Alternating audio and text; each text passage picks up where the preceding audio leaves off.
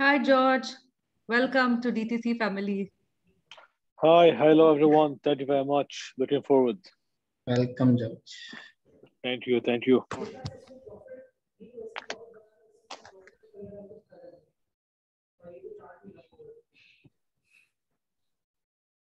We can start. Can you mute, Devi, everyone?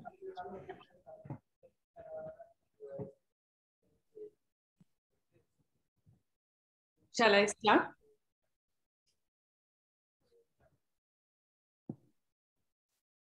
Good evening, everyone. Welcome to Dubai Toastmasters Club.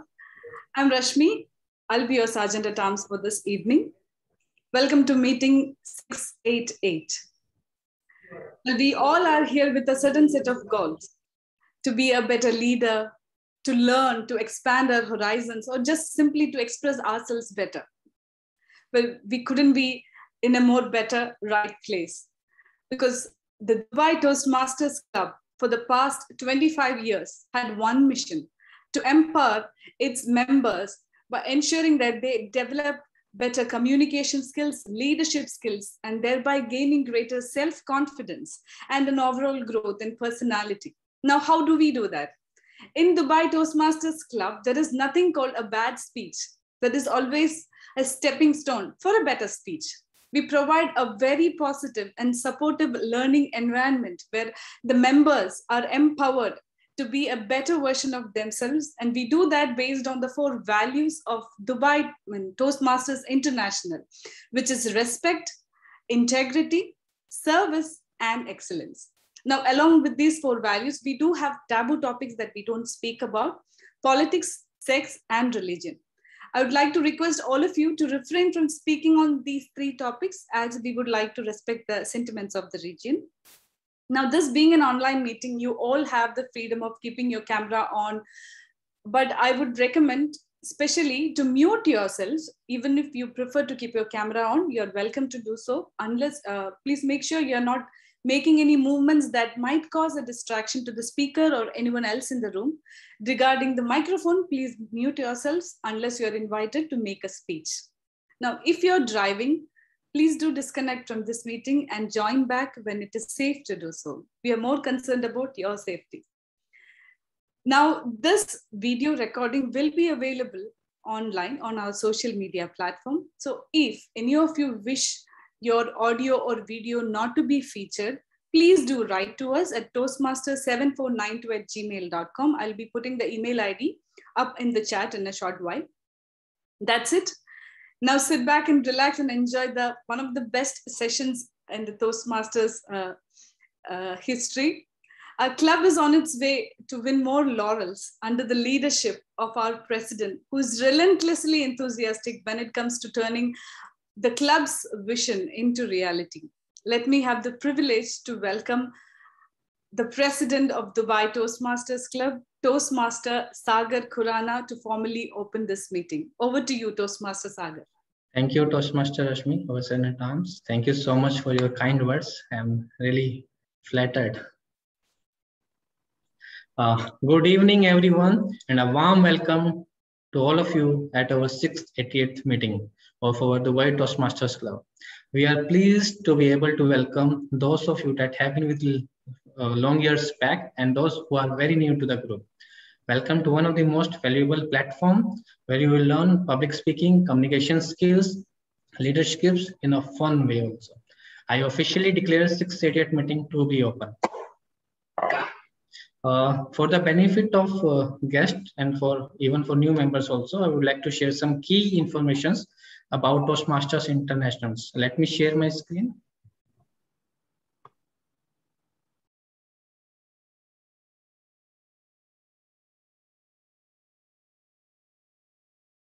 You can see my screen, right?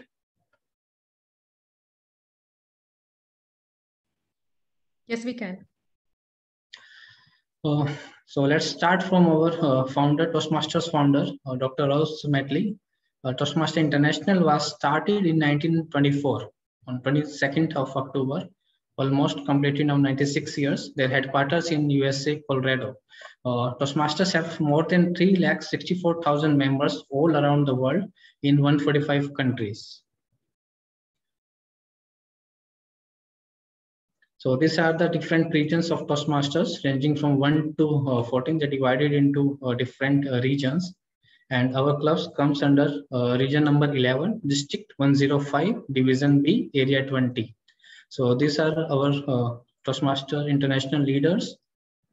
Starting from international president, Richard Peck, DTM, region 11 director, Aleta Rochet, DTM, our district director, DTM Gurvinder Singh Pan, our division B director, Toastmaster Ajita Sivam, and our area director, Toastmaster Anita, and DTC president myself, Toastmaster Sagar. These are our vibrant XCOM team for the term 2021-22, starting from myself, Sagar, VP Education, Toastmaster TV, VP Membership, Toastmaster Noora, VP Public Relationship, Toastmaster Nisha, our Treasurer, Toastmaster Nisha, Toastmaster Sabil, Secretary, and Toastmaster Rashmi, Sergeant Arms. Now, how Toastmasters help you? Whether it's any club, a Toastmasters club, it always help you some with common goals. Starting, you become more confident speakers, communicators, leaders. Even you can maximize your potential through different platforms given by Toastmaster International. You can give a competitive advantage in the workplace, build self-confidence and self-awareness, and many more advantages you can learn from Toastmasters, which I cannot write in a single slide. This is one of the educational program from Toastmaster International, where we are having 11 pathways, and one more is also added new in the pathway series. So these are the different pathways, like starting from dynamic to motivational strategies. What you learn from pathways are different examples I have also mentioned here: learning your style, increasing knowledge, building skills, public speaking, management, confidence, and many more. So now coming to our club, the Dubai Toastmasters Club. Our club was started on 1st of April in 1996. This year we completed 25th years of Dubai Toastmasters Club, one of the achievement. It's also the mother club of Dubai and Northern Emirates. Now we have members who have more than 20 plus years in our club, and there are a lot of members who recently joined. So we have like DTM Kannan Murad from like 20 years, back in 20 years, and we have Toastmaster joined who recently joined today. So we have a mixture of all the members. We are not only having formal and professional process of conducting every meeting. We always have different kinds of meeting. Next meeting we are having Tall Tale, today we have Icebreaker. So there are a lot of fun activities also happen in our Toastmaster meetings. Now coming to the membership, how can you join? You can join through contacting our VP membership, Toastmaster Noora. And currently our membership fees are 750 AED for 1 year and 450 dirham for 6 months. And there will be one-time registration fees also, that is 75 dirham, which is only one time. These are some glimpses and pictures of the Dubai Toastmasters Club. As said by Dr. Ralph Smetley, we learn best in moments of enjoy. So that's it from our.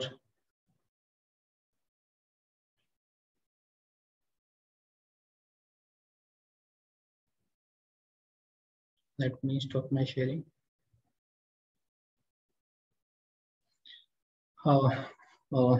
Now I would like to welcome our dignitaries present here, starting from welcome DTM Kannan Murad. Thank you so much, Sagar. Welcome Toastmaster Bosco. Welcome Sandeep Adnani. And there is one more changes I would like to highlight. There are new directors in Toastmaster International now. So that I have to update my slide, that I will update today. Apologies for that. So it will be updated today. Thank you, DTM Kannan Murad. And we have a lot of guests present today. So I would like to start from, I would like to hear from them, from where they come to know and what they're expecting from Toastmasters Club. Let's start from Toastmaster SE. Thank you so much, Mr. President. My name is Essie Gardner. I live in Kingston, Jamaica, part of District 81, which comprises the clubs of the Caribbean region. I am in Dubai for Expo 2020. I am Jamaica's Commissioner General to the Expo. And having met past International President Mohammed Murat some years ago when he was International Director, I always knew that if I ever came to Dubai, one club I would be visiting is the Dubai Toastmasters Club. So once I got here, I reached out to past International President and happy, very, very happy to be joining your meeting today. Thank you. Welcome, Essie. Can I have one more guest? Omar? Yes, Mr. President, thank you very much for having me. And yesterday I talked to Bosco. He was very helpful. I got to know about Toastmaster. It's quite familiar, but I haven't Googled it or checked in detail what's the objective of Toastmaster. And I was listening to a book called The Magic of Thinking Big. And it referred the Toastmaster Local Club, and it resonated with me a couple of days ago. And then I Googled Toastmaster, and I was surprised by the local clubs around me in Dubai. And the reason of being here in the call today, definitely, as you mentioned in the slides earlier, to upskill the speech, I would say, and having that proper, sharp public speaking and other things related to it. Thank you, Omar. Trust me, you have made the right choice by joining as a guest in our Toastmasters. It's one of the best platforms. Today we have a very tight schedule. So I request all the guests, they can put their introduction in the chat box. So now let's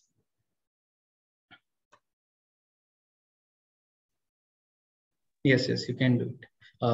Thank you, everyone. Thank you, Omar. Now, our shining star, champions in home runs, table topics, and you can see in every segment is one of the champions. So let's say all together, Toastmaster of the Day, Toastmaster Avdut.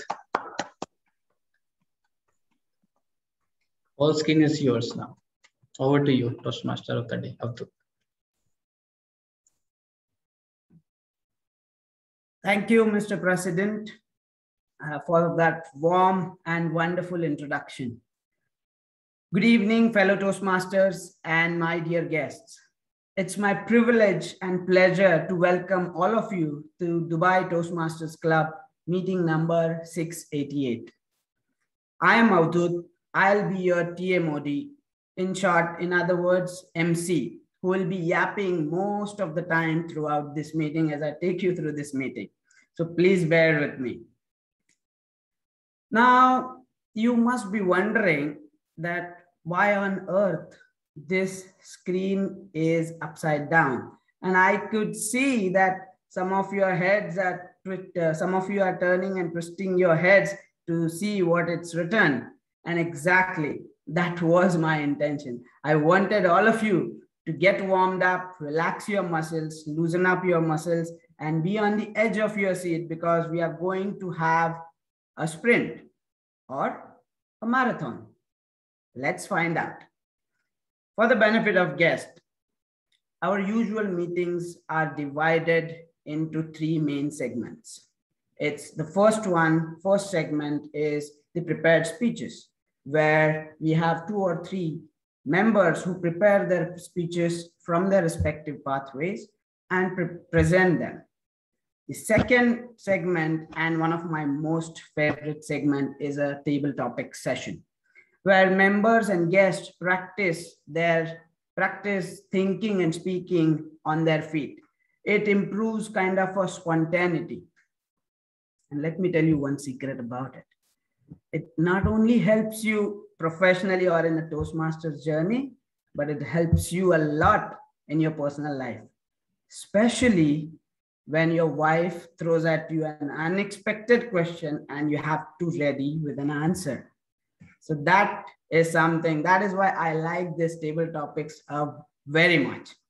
And the last and the final segment of our regular meeting is evaluation and reporting, where our eminent evaluators evaluate the speakers and share their insight. I'm certain that today's meeting, it's going to be more exciting, lot more interesting, which will be making you so much fun and very well going. Moving on, as I see that there is no change in the agenda, I'd like to begin by thanking all the role players, silent and active, and the XCOM team, who's putting all efforts to making this meeting happen. Without them, this meeting wouldn't have been possible. So I request all of you to give big round of applause for all the role players and the XCOM team. Now, talking about the theme, we come across this inevitable question through various junctures of our life, whether our life is a marathon or it's a sprint. I asked this question to all the role players today, and I got a good mix of both of the answers. Before diving deeper, let me ask you, how many of you know, show me your hands, how many of you know that Marathon is actually a name of a city? Can you show me your hands? Exactly. Very few people know that Marathon is a name of a city. Let me tell you why Marathon has such a significant value in today's world, why it has created so much of significance in the Olympics or in overall journey. It all began 2,500 years ago. In 490 BCE, when Persians were approaching city of Athens to conquer main city of Europe. They wanted to have a strong foothold in the mainland Europe, and they approached the coastal city of Marathon, which was roughly 40 kilometers away from main city of Athens. Now, Persian army was 3 times larger than the Athenians army. So it was really impossible to fight against Persians, let alone defeating them. So Athenians decided to take help of city of Sparta. After all, Spartans were known to be the mightiest and the fierce army in the city of Greece. That's why during those days, they used to communicate across cities, either sending a messenger through a horseback or using a professional runner. Athenians chose to use a professional runner, and that his name was Phaidippides. Phaidippides took the message from Athens and ran all the way from Athens to Sparta. That is 240 kilometers in just 2 days.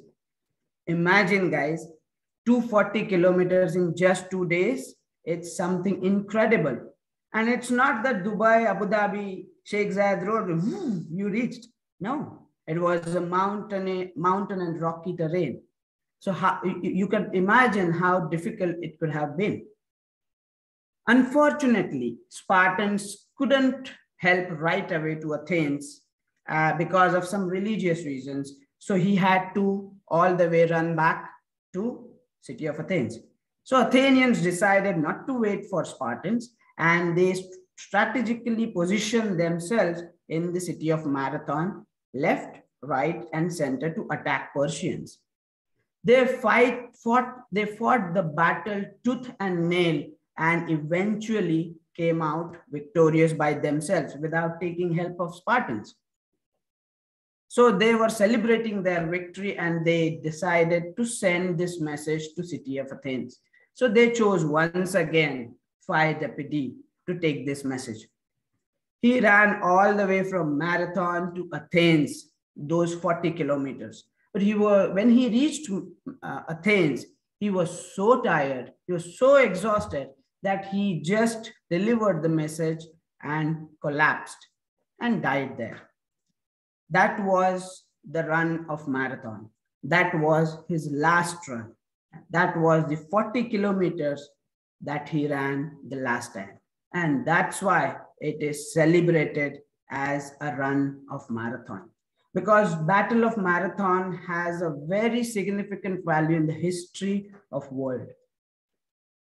When in 1896, when modern Olympic Games were inaugurated, 5 deputies legions were revived, and that's when they introduced run of marathon.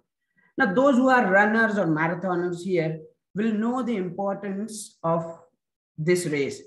It's not just a run to win the race. It's a run of dedication. It's a run of commitment. It's a run of resilience.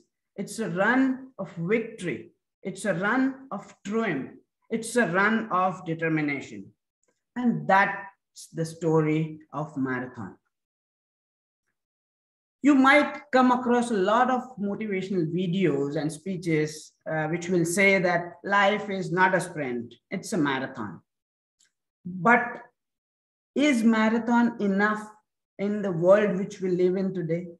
The world which we live in today, it's ever changing, ever growing. Every single moment there is something different.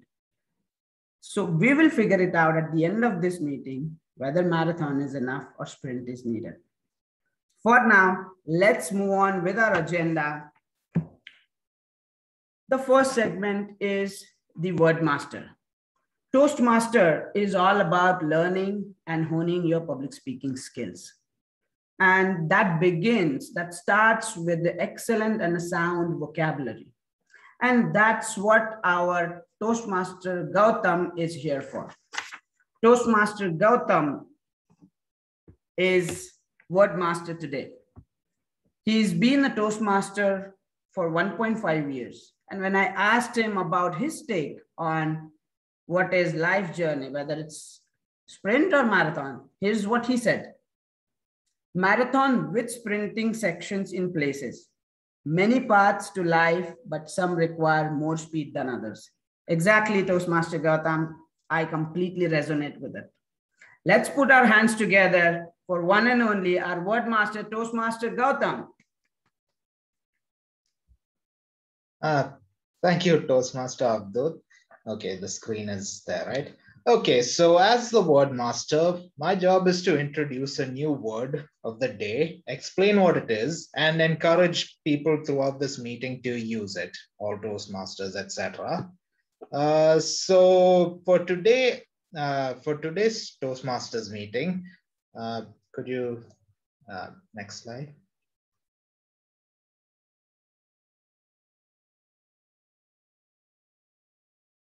Okay, so for today, I chose the word catharsis. Now, catharsis is a noun which originated in ancient Greek, 19th century, well, not ancient, 19th century Greek, from the word catharsis or Catharian, different words that they have taken it from. Cleanse and purity. Usually this meaning is, as it says, the process of releasing and providing relief from strong or repressed emotions. It's simply put like getting over anxiety, like you feel or you have a lot of emotions bottled up and you want to just let it all out. That's what catharsis usually means. Of course, synonyms, also words such as purgation, purification, and cleansing. So examples of catharsis are, say, music. They're a way for you to express your emotions, and therefore they are a means of catharsis. Laughter can also be a way to achieve catharsis by letting go of all of your emotions, expressing joy and amusement and such. Or again, the last sentence is yeah, you experience a catharsis and you feel relieved and such.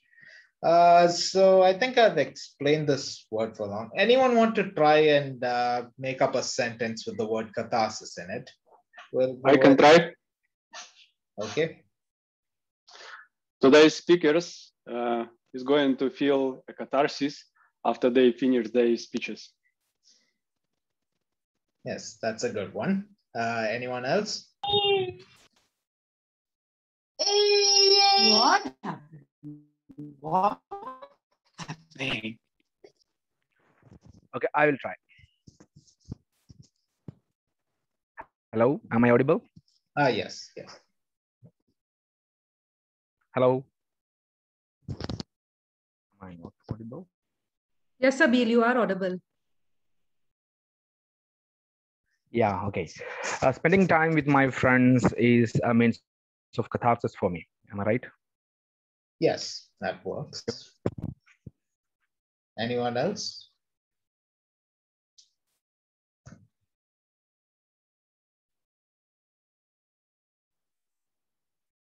I guess I'll go with Toastmaster Bosco. Toastmaster Essie has raised her hand. Okay. Okay, that's. Go ahead. For me, Toastmasters has always served as a catharsis. It allows me to release the tensions of a very hard workday. Perfect. Yes, I think that should do it for example sentences. So I'd like to encourage anyone throughout the meeting during the speeches to maybe try and incorporate this word into their speech. Thank you, and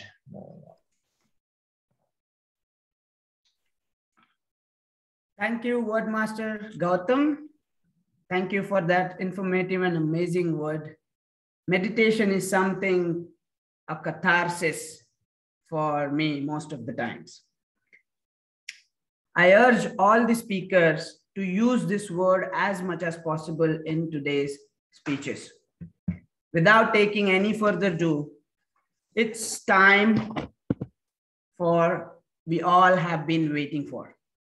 Speakathon, a speech marathon, or an icebreaker speech marathon.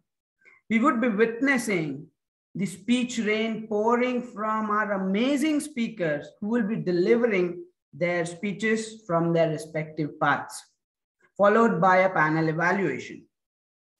So guys, ladies and gentlemen, boys and girls, please fasten your seatbelts and get ready to witness the once-in-a-year moment. Are you guys up for it? Show me your hands. That's very good. Great. Before I call out our first speaker, today's meeting is special in one more way. Because most of our speakers, out of 6 of our speakers are performing for the very first time on a Toastmasters platform and giving their icebreaker speeches. Let us encourage them and motivate them by giving them a big, big round of applause.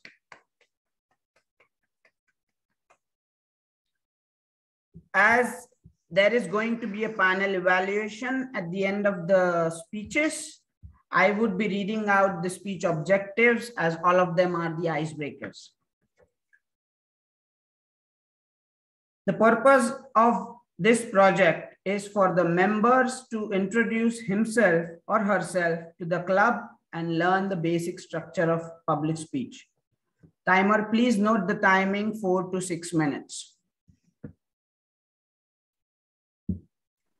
Our first speaker is Toastmaster Sandeep, who will be attempting his level 1, project 1 from effective coaching pathway leadership, effective coaching pathways.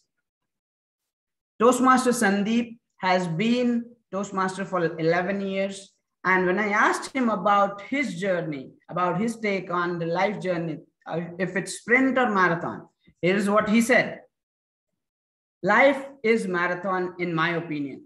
It's a long race. Sometimes you have to pick up pace, gain some energy, and run fast. And then you also need to know when to slow down to gain energy back again, so you reach the finish line knowing you have done well. Exactly, Toastmaster Sandeep. I couldn't agree more with you. Please help me welcome Toastmaster Sandeep, the number 8 Toastmaster Sandeep.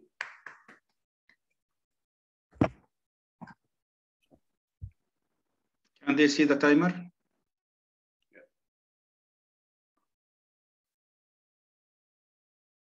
My friend once told me, if you see someone struggling in life, they should be more or less number 8. Now, how many numerology fans in the house? Can you please raise your hands? No, not really. Number 8 fans, how many of you are number 8? For those of you who are, I feel for you. I didn't believe in numerology till he actually made that statement. But once he did, I kept thinking back on how true that statement was. Born on 26th, that's where the number 8 comes from, 26th of May, 1981. That is where the journey started. And right from the process of, they say the most earliest struggle of a human being is the race to the egg. In my case, my mom was bold enough to also let me know that no matter how much she tried to not have me, I still made my place on this planet Earth. Now, she used to say it jokingly sometimes she was serious when I used to irritate her, but after a while I realized that it was actually true. And the very fact that I hung in there shows that I'm a fighter and I struggled my way into planet Earth. Now, at this moment in life, I'm hitting 40. And to describe 40 years of my life in the next 4 to 6 minutes might be a little tough, but I'll do my best at it. I was born in the city of Dubai, and my father, who was here since 1956, was one of the earliest traders in the city. As life had it, he was building an empire for himself, but a family feud happened around the same time I was born, and he lost everything. So having my sisters who actually saw some of the riches that the family owned before, in my case, I wasn't so fortunate because all I saw was a struggle to make ends meet. And some of it was actually a learning journey for me because when you have things hard, eventually you end up valuing them. There were 6 of us in the same household, 4 siblings and the parents. And when you're in that constrained space, the need for freedom is at its peak always. And I achieved that freedom and independence at the age of 18 when I finally reached Mumbai. Mumbai is number 8 in itself. Struggle all the way through. For someone who knows the city, it's fast-paced life, it's action-packed. And everything happened to me in Mumbai. I got mugged, I got robbed, I got anything possibly wrong. But that city taught me a lot. I became street smart and I carry a few valuable lessons from my stint in Mumbai. After which, I finally found my way back home. Now, thinking that I was from Dubai, I thought, work life would be easy, getting a job would be easy for me. But after spending 2 visits to Quiche Island in Iran for a visa change, where you had strange people all around you and living with you, coupled with bed bugs, I was slapped pretty fast into reality that that's not the case. I actually struggled for 4 months to get a job, and I landed myself in the logistics profession, of which I belong to even till today. Life happened. The 20s were not the best for me because I realized the only way to actually grow in life is to work really hard. And if you come from humble beginnings, that's really important to you. So I became a workaholic of sorts, and I was really working day and night, pretty much crazy. In 2007, I found my life partner, someone who I would eventually get married to. But the journey from proposal to actually getting married was number 8 completely. Our marriage journey was an astrological nightmare. Everything from going wrong from horoscopes to families not agreeing to being modern on one side and orthodox on the other, killed it all. But at the end of 2.5 years, we finally walked down that aisle and got married to each other. Now, through this beautiful journey of marriage, which almost lasted 13 years now, there were two big, I would say, the center of our world that made us what we are in our marriages today. One was taking care of aging parents, and the second was becoming a parent yourself. My mom was bedridden for the last 20 years of her life. My dad had barely had any vision left because of his diabetes. And us actually taking care of those aging parents found love in the process and harmony in the joy of doing it. My mom passed away in 2013. My dad passed away a couple of months ago. And being parentless is a bit of a strange feeling at times, but I owe a lot of my life to them because they made me who I am today. The second part is actually becoming a parent. We lost our first child at the age of 2000. We lost our first child at the age of 4 months in 2015. And it was a bit of a moment that we came out of. In 2019, we were actually blessed with a boy called Shlok, who happens to be the center of our world today. Looking back at the 40 years of my life, not all of it has been dark. Not all of us have been struggle. I've actually managed a decent profession for myself, a decent standing in my profession. I've learned that money is important, but how much of it is important, you will never really know. I live by the slogan, YOLO. You only live once. And I remind myself of that every single day. The future, well, I run a Gavel Club, which has fulfilled my dream of becoming a teacher of sorts, as I always wanted to be one. But then at the end, you have these dreams, these ambitions, these desires in front of you. I want to be a teacher at the age of 50, run a school back home in India. And from now till that age, I don't want to forget myself or my bucket list, which includes having dinner with Sachin Tendulkar at some point in time, or being under the skies and watching the Northern Lights, or even a boys' trip to Vegas. No matter what it will be, I always have this ambition to live life to the fullest. And no matter number 8 brings how many inadequacies with it, I want to live my life to the fullest until the last point, giving my goodbyes and looking at number 8 right in the eye and say, damn you, number 8. No matter how many struggles I've had, that journey was absolutely worth every minute of it. Thank you, and over to you, Toastmasters. That was wonderful, Toastmaster Sandeep. We completely understand. Sorry for your loss, but you are an inspiration. We must live our life to the fullest. Exactly, that's what the words we were waiting for. Without doing any further ado, our second speaker is Toastmaster Rashid Hussain, who will be attempting his level 1, project 1 from Dynamic Leadership Pathway. Toastmaster Rashid is in Toastmaster journey for 6 years. And when I asked him about his take on life, he gave me a very unique answer. He said, looking average life of a human nowadays, in my opinion, we should take it as a sprint. Exactly, Toastmaster Rashid. I completely agree with it.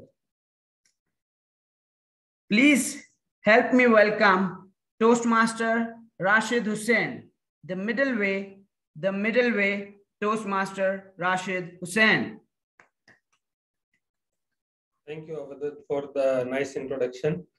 Am I audible to everyone? Yes. Good evening, everyone. My name is Rashid Hussain. First of all, I would like to ask a question to all of you. How many of you believe that excess or lack of anything in the life could be dangerous or problematic?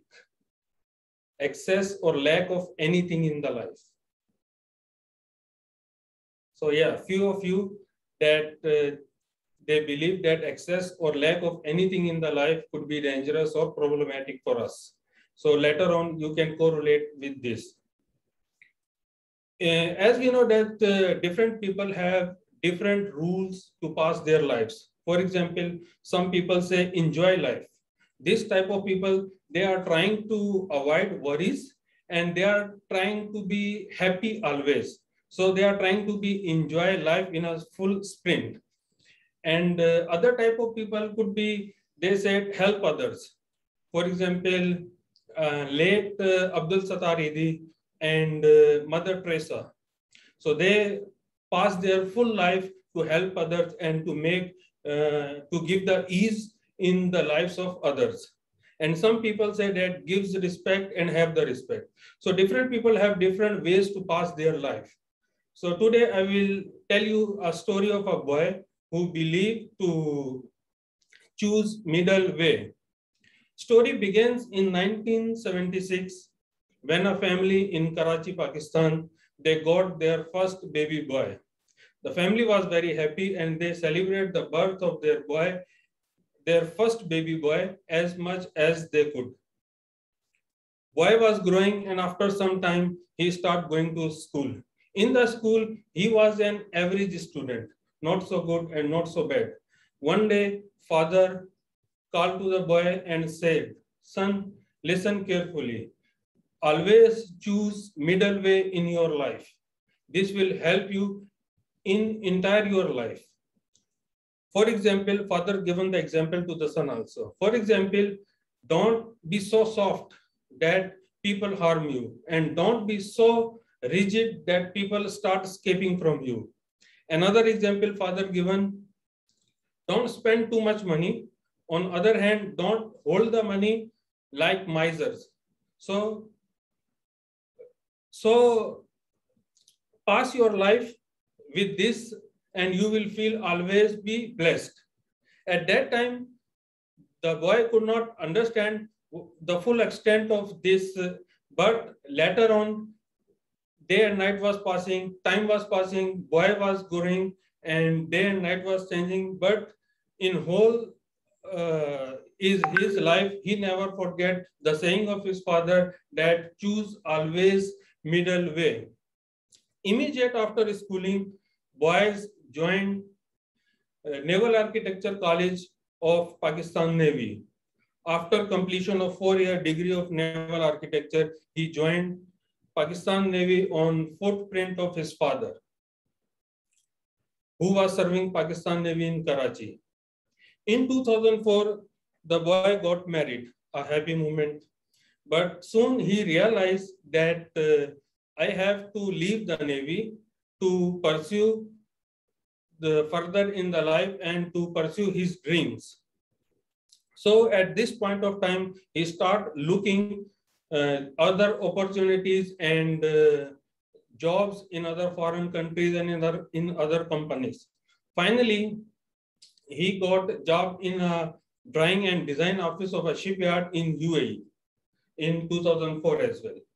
So he moved to UAE and start another career in his life. So he supported well to his family and start progressing towards his dreams. After some time, he got his children. He was living happily with in the UAE with the family. He got 3 daughters and 3 sons, 6 children. So all in all, he was again on the middle way. Then apart from all these hustles in his life and in his journey, he has a big problem that he cannot speak in front of the public. So he joined Toastmaster Dubai Toastmaster Club to wash out this black spot from his life and to cope up the big challenge of his life. So nowadays, the boy happily living in UAE, attending Toastmaster meetings, and today he is in front of you presenting this speech one of his icebreaker. Thank you, dear Modi. Over to you. Thank you, Toastmaster Rashid Hussain. It was a wonderful speech. I'd like to request all of you to share your feedbacks for all the speakers in the chat box directly to the speakers. Please share your feedbacks directly to the speakers. One more thing before I go on to the third speaker, I'd like to say that Toastmaster Rashid and Toastmaster Sandeep have been Toastmaster for a long time. and they have completed their old version of competent communications modules. However, they are great examples of learning never ends. Learning is a constant journey, and they are the true example of it. And that's why they have started on the Pathways Icebreaker program. Moving on with our third speaker. Our speaker number 3 is Toastmaster Muhammad Yamin, who will be attempting his level 1, project 1 from presentation mastery. Toastmaster Yamin has been a Toastmaster for 3.5 months. When I asked him about his take on the life journey, he gave me this answer. I'm addicted to dopamine, a happy hormone. This will be released only when you complete and end the task. Sprint journey will have planning, start and hence, end, and henceforth I opt for sprint. Please put your hands together to Toastmaster Muhammad Yamin. Hard work versus smart work. Hard work versus smart work. Toastmaster Muhammad Yamin. Thank you, Abdul. Thank you for your wonderful introduction. I have a question for everyone. Smart work or hard work? What do you believe in? I learned from my childhood, my parents taught, if hard work is your weapon, success will be your slave. Let me introduce myself. Before I go back to my question. Good evening, my fellow Toastmasters and honored guests. My parents named me Yamin, with family name as Muhammad Yamin Khan. I am from Hyderabad, India. I work as an IT applications manager in a MNC in Dubai. I grew up as an elder child in a family of 5. I have a younger brother and a sister. I was painfully shy and introvert. In fact, from my earliest recollection of an embarrassing incident, I really believe this contributed to my shyness. I was around 8 years. There was a close family gathering in which there was a talk of other relative, which was in Hindi as Thali Meka Bagan, which means shift loyalties as it suits you.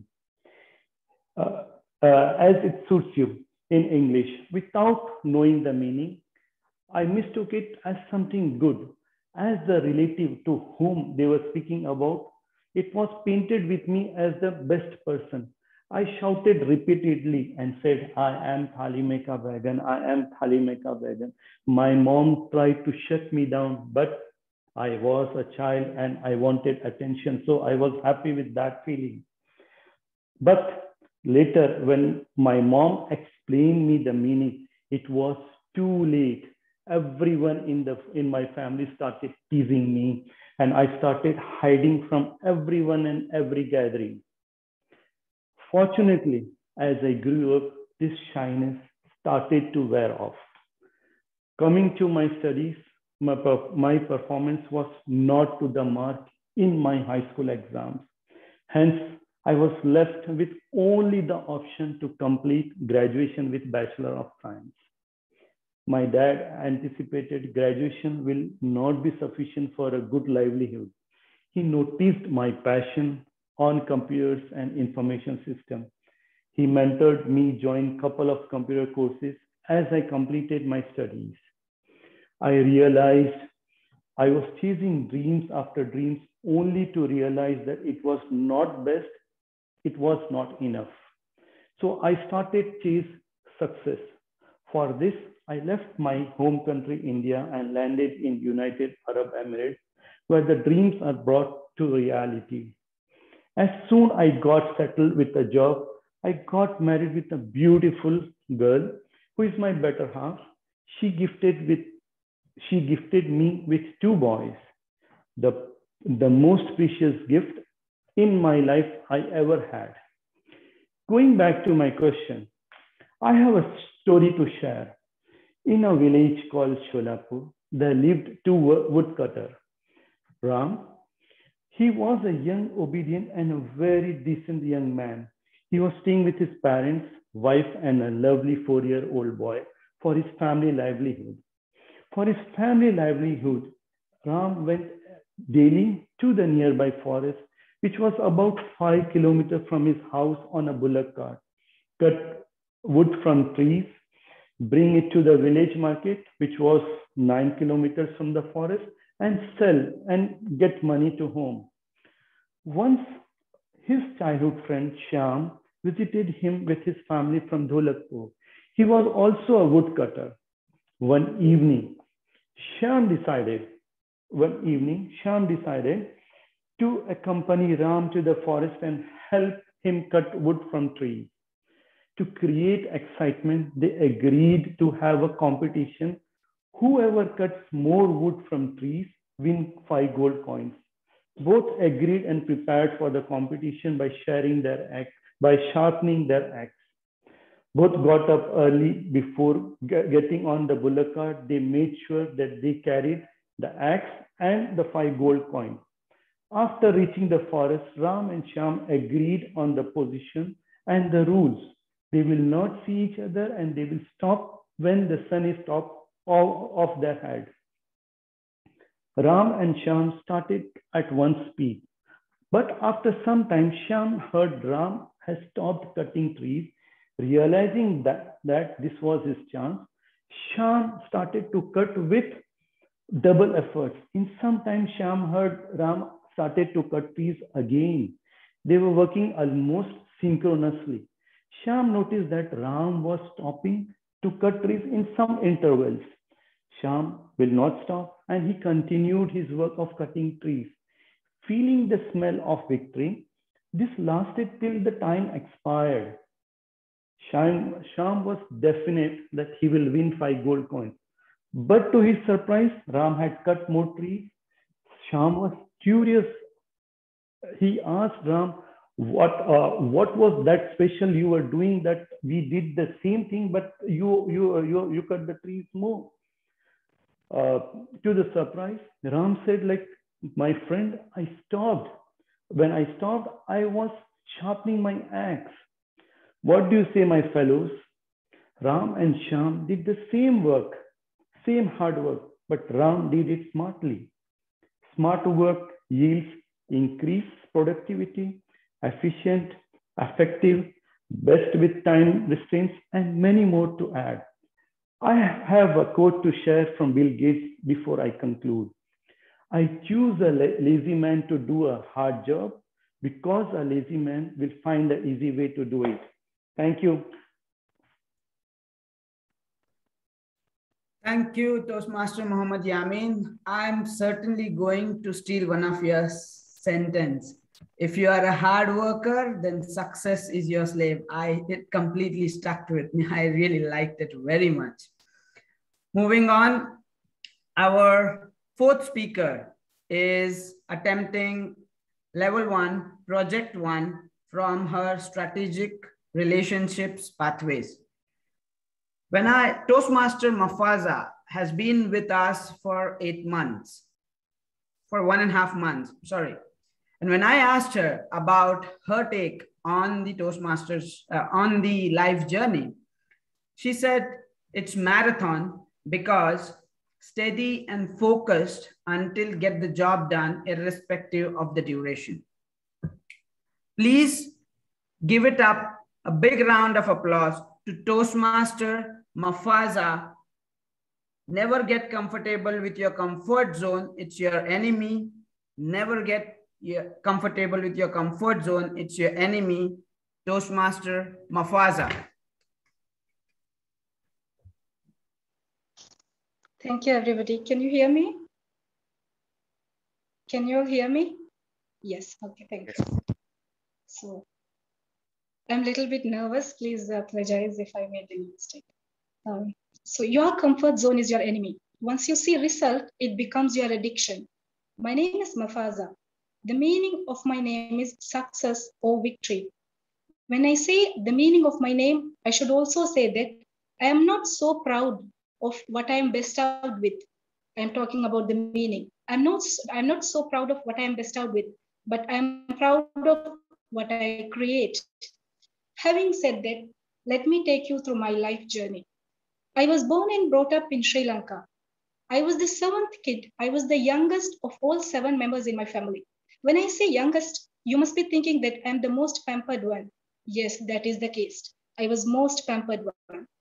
I don't study at all the time outside, having fun, play, and loved my surroundings. My father came and said that he got a transfer to a village school. He was a teacher. So he got a transfer to a village school. That's when I experienced someone is breaking my own comfortable, beautiful bubble world. So I had to go to a village school. Then I went there. I could not see any known faces, new neighbors, new language, new slang, above all, new school and new friends. When I went to school, I saw students involving in education activities more effectively. They had a lot of competition between them to become first in the class. So if I want to become their friend, I had to study. I want to be part of them. So I studied. I obtained 10th rank in my first examination after I joined that school. And then 7th, and then 6th, and then I became first in the class. After I finished my O-level, for my A-level examination, I had to choose one mainstream. So I was confused whether I'm going to choose arts, commerce, or science. My childhood dream was to become a lawyer. So I thought of choosing arts. And when you want to become a lawyer, you have to choose a subject called logic. In my school, nobody was taking logic as a subject. So I approached my principal and asked that I want to take a logic subject, so I need a teacher to teach me the subject. She said, irrespective of several attempts that I made, she refused my request, saying that you are the only one student who is taking this subject. I cannot give you a dedicated teacher. That's when I take a risk to break my comfort zone. And then I ask my mom, come take a transfer certificate. I want to join a new school where I can study logic because I want to become a lawyer. She came, took a transfer certificate, and then I joined a new school. In the new school, new teacher, new language, new culture, again, everything new. But I studied well. I got a very nice teacher. She taught me very efficiently. In the first examination, in the term exam, I got 99 marks, and then I became first in the class. To my surprise, instead of appreciating and accepting me, she was pulling me down.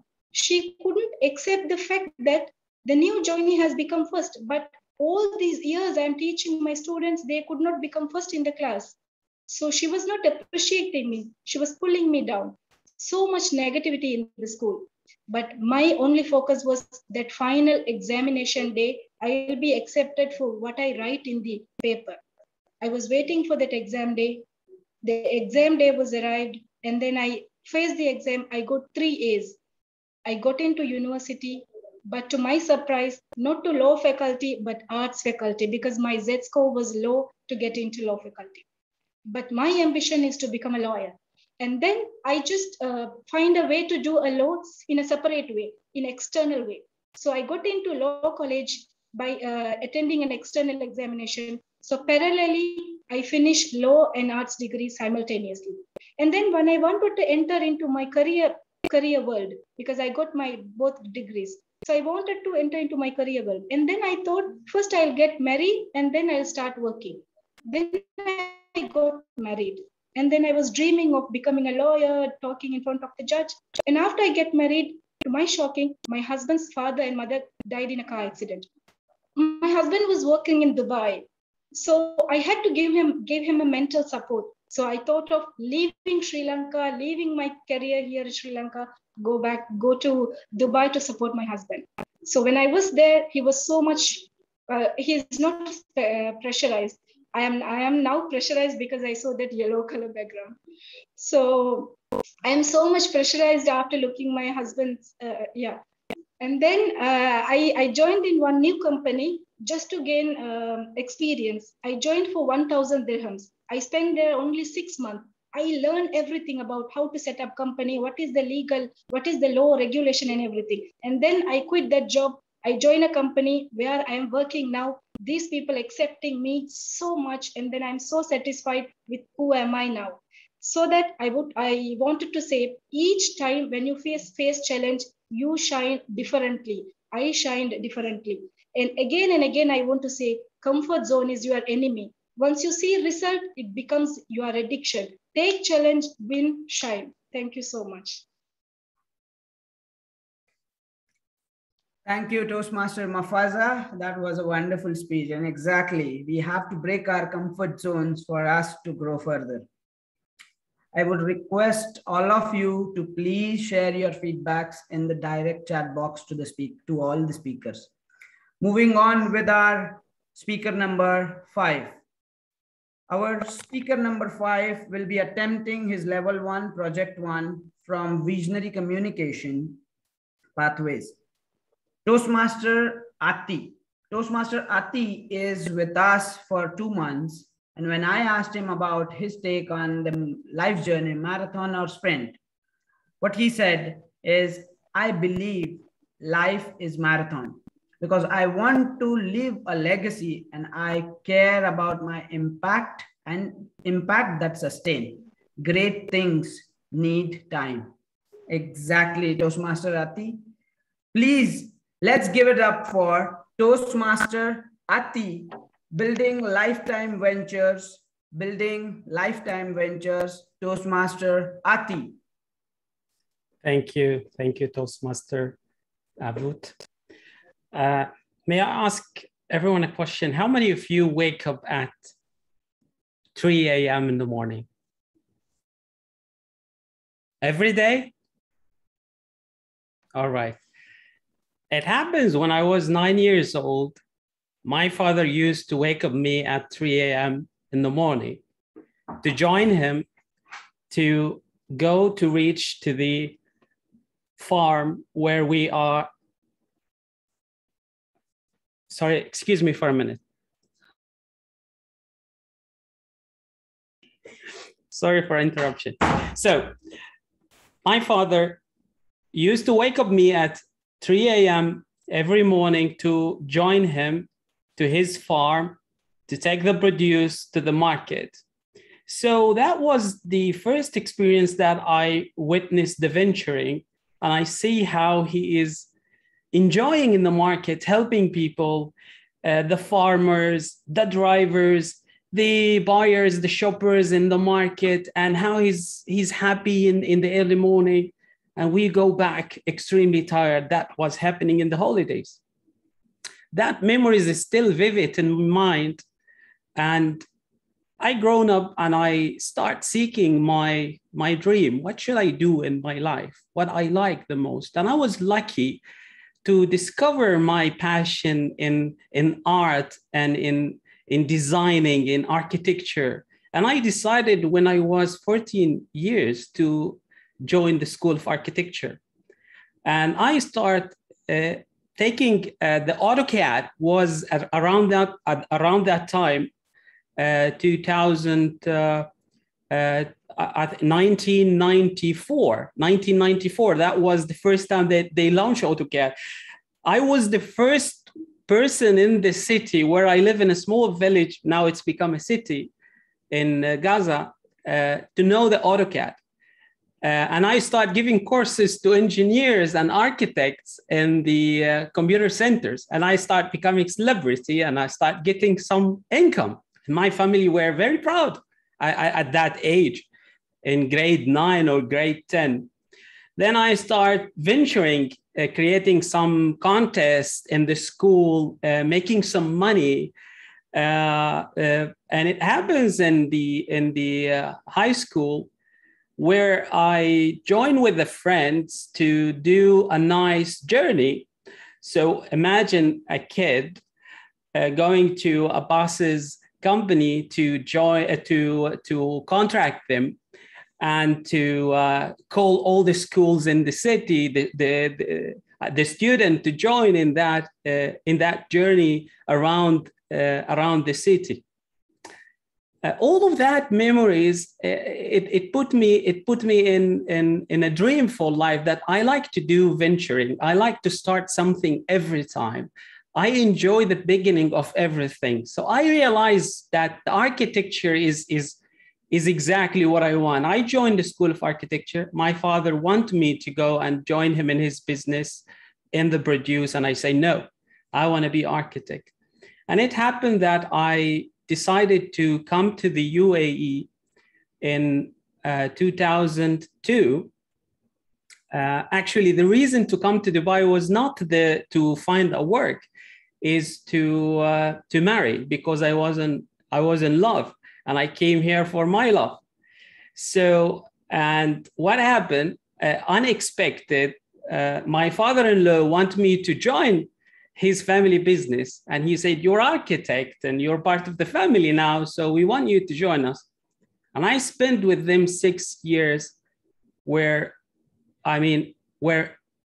I'm grateful to his mentorship, to his support, but the experience that I had in his company was miserable. I was living in a small room in industrial area where I walk on the stairs, people spitting on the stairs, disgusting. And I remember when I took my decision to start my own business, I was in Tanzania with very less resources, managing a project. And my wife was about to deliver our first daughter. And she called me, she was crying. And she said, "You know, Ati, the situation is unbelievable." So I decided that moment to start my own venture. And I built a company. I have literally, when I decided to leave the business, I barely had that time 15,000 dirham. And I borrowed the rest. And I started the company. After 13 years, by God gracing, the company now, it's worth over $10 million. And alhamdulillah, I exited the business and I sold my shares, and I'm starting a new venture now to help other entrepreneurs to build their venture and support them. Thank you so much. Over to you. Thank you, Toastmaster Ati. Thank you very much for that wonderful speech. Nothing is more noble than helping others. It's really a great act that you're doing. Thank you very much for that. Moving on, our speaker number 6 will be attempting his level 1, project 1 from presentation mastery pathway. Toastmaster Oba is with us for 3 months. And when I asked him about his journey on his life journey of marathon or sprint, he gave me a little longer answer. I think of a life journey as a marathon, because for it to be successful, it requires practice, long-term focus, failure, and perseverance. It's the reason why it's uncommon to faint or drop out of sprint, unlike marathon. Please put your hands together to Toastmaster Oba. Thankful Toastmaster Oba. Good evening, everyone. Can you all hear me very well? Great. Good evening, my fellow Toastmasters and my distinguished guests present today. Thankful, this is the theme of my icebreaker. The title might seem short, just like your favorite character, but this is the story of my life, and I'll be explaining a bit about it in the next few minutes. My name is Oluwaseun Obajobi from Yoruba tribe in Nigeria. While most people call me Oba for easier pronunciation, the meaning of my first name, Oluwaseun, actually means thank God. And my surname means a child born to 2 kings. As you might have guessed, I'm from a royal family, and you can call me Prince, but not like the Nigerian Prince in your email spam. Just like my name, I'm thankful for being the first child to a wonderful family of 5. Unlike other sons who are privileged to be spoiled, my story was different because my parents were very strong disciplinarians and made sure that my growth set a good examples for my other 2 sisters. I remember growing up, and if there is a day I did not get reprimanded or beaten, means a wonderful day for me. You can't put all this blame on my parents because of their high moral standard, but I was actually very much mischievous and in a very interesting way. Every time I look into the mirror and I see the mark on my left eye, I'm thankful that I still have the sight that could have been a disaster by playing with open can of milk. Now, this experience of my childhood is not just about being mischievous.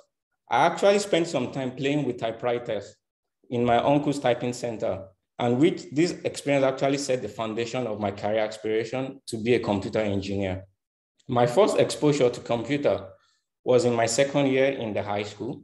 Unlike other students who are much more seeing the computer for the very first time, I was the brightest and the fastest student with computer typing of my experience with typewriter.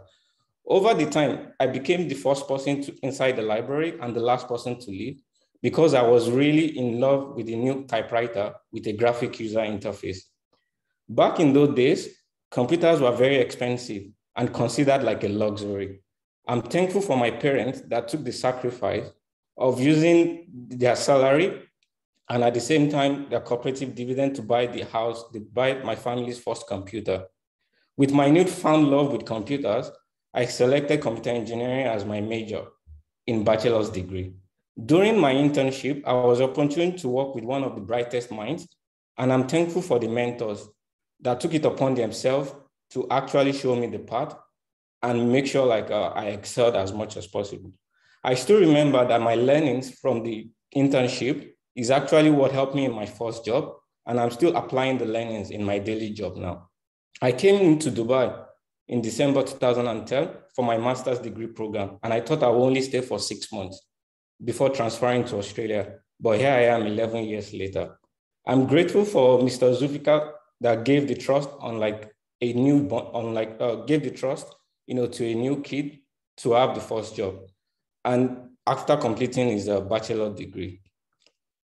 Over a period of time, I learned a bit of my skill, but just like some of us, have to work in one place, others had to work in so many other ventures. 5 months into my first job, I moved from where I was to another startup. And over the course of my career, I've been able to actually work across multiple startups. And just like everyone else, I'm lucky to have met with a lot of interesting people. And just like what happened last year, at the height of the pandemic, and uncertainty that's that's uncommon in the last 100 years, I got an opportunity to switch my career, which was a lot of uncertainty for me. And I was actually lucky again to meet like a manager who took a keen interest in my development and suggested I should improve my public speaking skills to increase my conversation engagement, and especially when the stakes are high. I'm thankful for the suggestion because it came at a time when I just transitioned from a technical role to a people manager. He actually suggested enrolling in Toastmasters Club, and I can still remember the first meeting as a guest with TM Minesh, brilliant as the Toastmaster of the day, with his poise and confidence with words. And I said to myself, I really want to be as that good. And 3 months later, I signed up, and here I am today, presenting my first icebreaker speech. And I'm thankful for the ESCOs with their mission to grow leaders, and grateful to be part of the changing platform. How many times do you think I said thankful? And over to the Toastmaster of the day. Thank you, Toastmaster Roba. In fact, we should call you now His Highness, Toastmaster Roba. But jokes apart, being thankful or being grateful is something, a foundation of our life. It's really, it holds really a value. Moving on, we have a speaker number 7 who is presenting level 1, project 1 from his presentation mastery pathway. Toastmaster CB is with us for 3 months. And when I asked him about his take, here's what he said, quote, I feel life is like a marathon. There is no success come in life easy and short. We are running until success. Exactly, Toastmaster CB. Please put your hands together for Toastmaster CB Job, story of my life Story of my life, Toastmaster CB Job. Thank you, Dear Modi, for the wonderful introduction.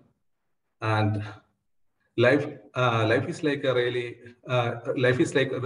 riding bicycle. To keep balance, we have to move on. This is said by Albert Einstein. Yes, life is always moving, and it is giving a lot of emotions like sad, happiness, angry, love, etc. And also it is mixed up with a lot of uncertainty. Dear fellow Toastmasters and dear guests, my name is CB Job. I am from Indian state of Kerala. My father was a teacher. My mother is a homemaker. I have a brother and a sister. I was born in a beautiful village in Wayanad district. Wayanad is a beautiful place and it's part of Western Ghats and very nice climate over there. And it's part of, and a lot of paddy fields are there and valleys, blue water lakes, many things are there in the Wayanad district. It was a misty morning, early at 4 o'clock, I have seen the world. That was my first day. After that, I did not see the time again because I was too lazy to wake up in the early morning. I normally used to wake up at 8 or 8:30. That was my timing. After that, after 4 years, a big incident happened in our life. My father, he was coming after his work to my home. My mother was there in my home and me and my brother were playing. My sister was studying there. When my father entered to the house, suddenly he fell down due to the cardiac arrest. We all were very scared and my brother, he ran away to bring someone. And suddenly some neighbors came and they took my father into a hospital. Next day, as usual, I woke up at 8:30. Then I have seen many people in my house. My uncles, aunties, all relatives, my neighbors, many people were in my house. Then someone said that Job Master died due to the heart attack. But I did not understand anything because I was just 4 years old at that time. After many years only, I came to know the importance of a father. And I really lost the love and care of my father at that time. After 2 years, I enrolled in the first standard. It was the same school which my father taught. The old teachers were my father's colleague. They were showing some sympathy to me. So that really utilized that sympathy. So I could able to escape from getting beat or scolded from the teachers and even the writing and impositions from the teachers. Really, I utilized the situations, especially when I was making mistakes. They used to, give the special consideration because of my father were taught in the school. So I was an average student, but I was very good in sports and other activities. I could able to participate in many sports activities in district level, and I won the prizes too. After that, after my schooling, I completed my degree and master's. The college days were the best days in my life. After my educations, I joined in a prominent share broking company.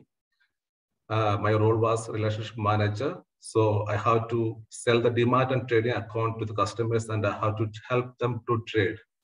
So I got a lot of customers initially. So then after that, the Great Recession started. At that time, many customers, they lost big amount of money and the share market touched to the bottom. So I lost the hope in the share market. So I decided to change my job. Then I moved to finance and accounts. Then after that, from there, I moved to a CFM as a company auditor. Then I moved to banking sector. After that, I came here in UAE. Initially, I worked in sales and administration. Then I moved to, currently I'm working in marketing and operations department. So I worked almost all the areas of business except human resources. And meanwhile, just I want to say about my mother, she was supporting us always because after my father passed away, she was so hard to raise us. She had a clear vision to raise us. So that's why we could able to survive in this world. Now she is 72 years old and she is still energetic and she is our strength. And I have 2 amazing kids and a loving wife. And we are living with happily without losing the balance. And to conclude that, I wanted to say that life is like a marathon, and there is ups and downs, and it is in our hand to get succeed. Thank you. Over to you, Team Modi. Thank you, Toastmasters. Sibi, that was wonderful, and you have excelled in all the career progress. Once you are getting into the HR, that which you have not gone yet, I'll pass on my CV for sure. Moving on with our last but not least speaker of the day, Toastmaster Gangaya Sonaimuthu is attempting his level 1, project 1 from Team Collaboration Pathways.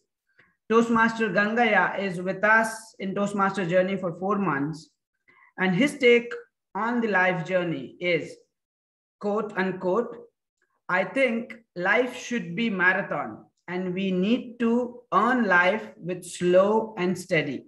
However, should have run the life the same speed we can achieve depending on my dream and destination, what I want. Please put your hands together for Toastmaster Gangaya, story of my life, Toastmaster Gangaya.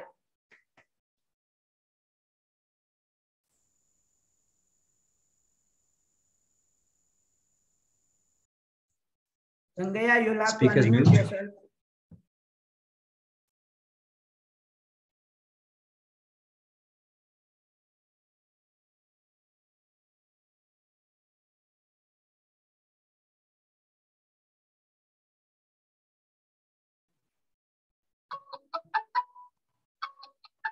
Yeah, I'm audible now. Yeah. I think I'm the last guy to give me a speech. I think most of them lost my energy anyway. I'll start my speech. Good evening to all the participants, Toastmaster guest. First, thanks to the Dubai Toastmaster Club giving me this opportunity to talk about myself as a story, what I'm going to say about myself. Hi, Gangaya Sonaimuthu. I've been working as an IT professional in the banking sector almost 15 years in the Gulf region. Okay. Today, I'll speak about myself in this speech session as icebreaker level 1 about myself, who I am, what I'm doing now, what I'm going to do beyond next level after joining Dubai Toastmaster Club. As I start with the career, my family, I love our family here, which is, I have 2 kids, they're studying in Dubai. I'm living with the family almost more than 15 years in Dubai. When I talk about my background, my hometown, I'm proper village guy in Tamil Nadu, which my hometown, which almost more than 40 hometown, more than 40 houses in my village, where my dad, my family was living there, where minimum source of incomes only from agriculture. I started my school education in mother tongue as a Tamil language. I started my education, higher education. I have studied almost 12th standard. When I was studying 12th standard, I don't know what I'm going to do after my 12th. Here is my twist is there. When my dad was in village, he was struggled to make money. Then he decided move to some Gulf country where he took some labor, joined as a labor in construction company. With a small income, here is my dad is my hero on my life. Okay, you guys know that what is the Dubai income for labor? He's a mason in Dubai. For 600, 700 dirhams, he spent money for me to make me as a degree holder. In my village, I am proud myself. I the only guy first started, first 10th standard, 12th standard. After that, I did my engineering degree with help of my dad. Here is my dad is my hero on this, my life, my career. Never, hard work never failed. My dad was put a hard work in Dubai, I think labor camp. He worked on this. He put me as a degree holder. After I finished my degree, because when I did my degree on my village side, we are in rural place in Tamil Nadu. For me to find a job, I have to come to Chennai. Somewhere I find a job. Almost 4 years I spent in Chennai to find IT on network support, computer assembling, business users, home users. Somewhere surveyed, little earn money for my family. Then I have taken call. My dad told me that, okay, you can come to Middle East, you can earn money more. Then I landed in Dubai. I don't know where I have to stay. I stayed in a labor camp almost 4 months to find a job in Dubai in 2005. Somehow with the help of my dad friends, my dad mainly some related, because you can say labor how they friendship in Dubai. Somehow I find a job in computer state as a computer assembler in the computer shop. I started my career supporting same field. I worked 4 and 5 years.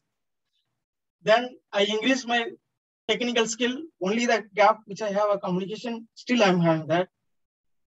With the technical skill, I moved to another company. Then I moved to banking sector. I joined the bank in local bank in 2008 as a computer engineer. Now, with my hard work never fails. Only thing is that you have to present such a way that how to communicate the people where I'm lacking on this. Now I'm leading this local bank as an infrastructure leader, almost 20-25 people reporting to me. Because of technical skill, you can work sometimes. If you want to move forward your career path, you should know how to communicate, how to present, how to manage. Now, you only knows what is your strength, what is your weakness and your career. Now I identify that which I'm not. My communication is mainly weakness on myself. That's why now I joined Dubai Toastmaster Club to enhance my communication skill and management skill. This will help me to move forward my career path. I'm confident that Dubai Toastmaster will help me to move forward my life and career. Thanks to all. Thanks for your time. Thank you. That was wonderful, Toastmaster Gangaya. Please, all of you, please give a big, big round of applause to all our speakers. Please do not forget to share your feedbacks in the chat box. Now is a time for the timers report. There is one Toastmaster who has been closely watching our timings, more than even our wife does. And he is the one who keeps the tab on the meeting. Toastmaster Saleh is our timer who has been the Toastmaster for 3 years. And his take on the life journey is that life is a long marathon, needs us to be well prepared and plan all the time to reach your goals and happiness. May I please request Toastmasters Saleh to present the timers report. Good evening. All speakers are qualified except speaker number 1. All are qualified. Except speaker number 1, Toastmaster Sandeep is not qualified. All right. May I please request Zoom Master to launch the polls, please? Only members can vote.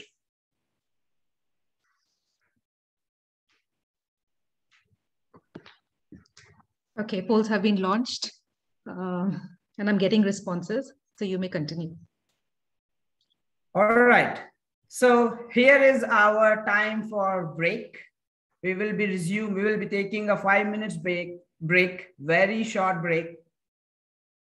And we will be getting back in just 2 minutes. Please come back in 2 minutes.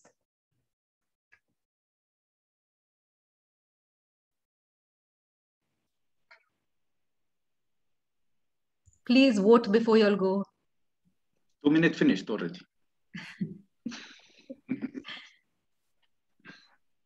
Make it 4.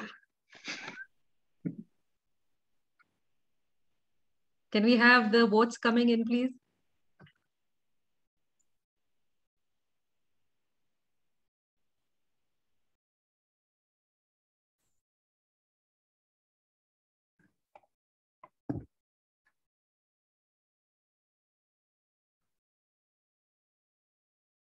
Are you getting the votes, Divi?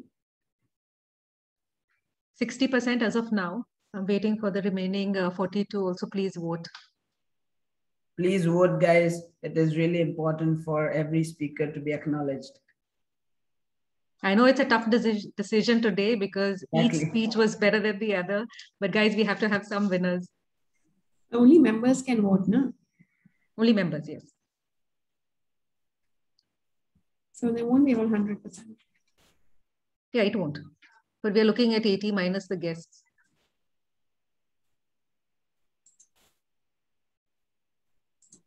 Timer, please buzz once the time is over.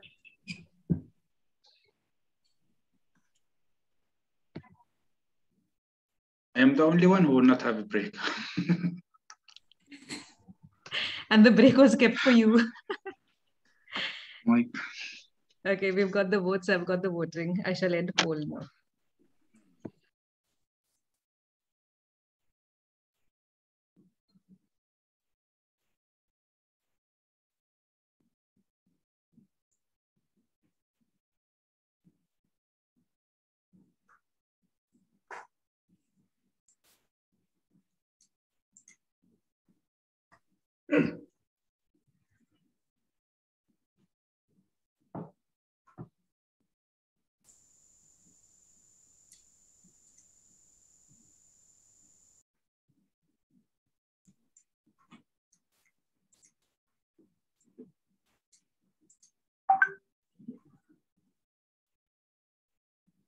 Welcome back, all of you.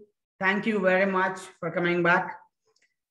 Ideally, for the benefit of guests, usually this is our time for the table topics. However, unfortunately, in the interest of time, we are not proceeding with the table topics session. We will quickly move on to the evaluation segment. You see, Toastmaster is where leaders are made. And knowing your strength and working on your weaknesses is extremely important for the Toastmaster, for the leaders.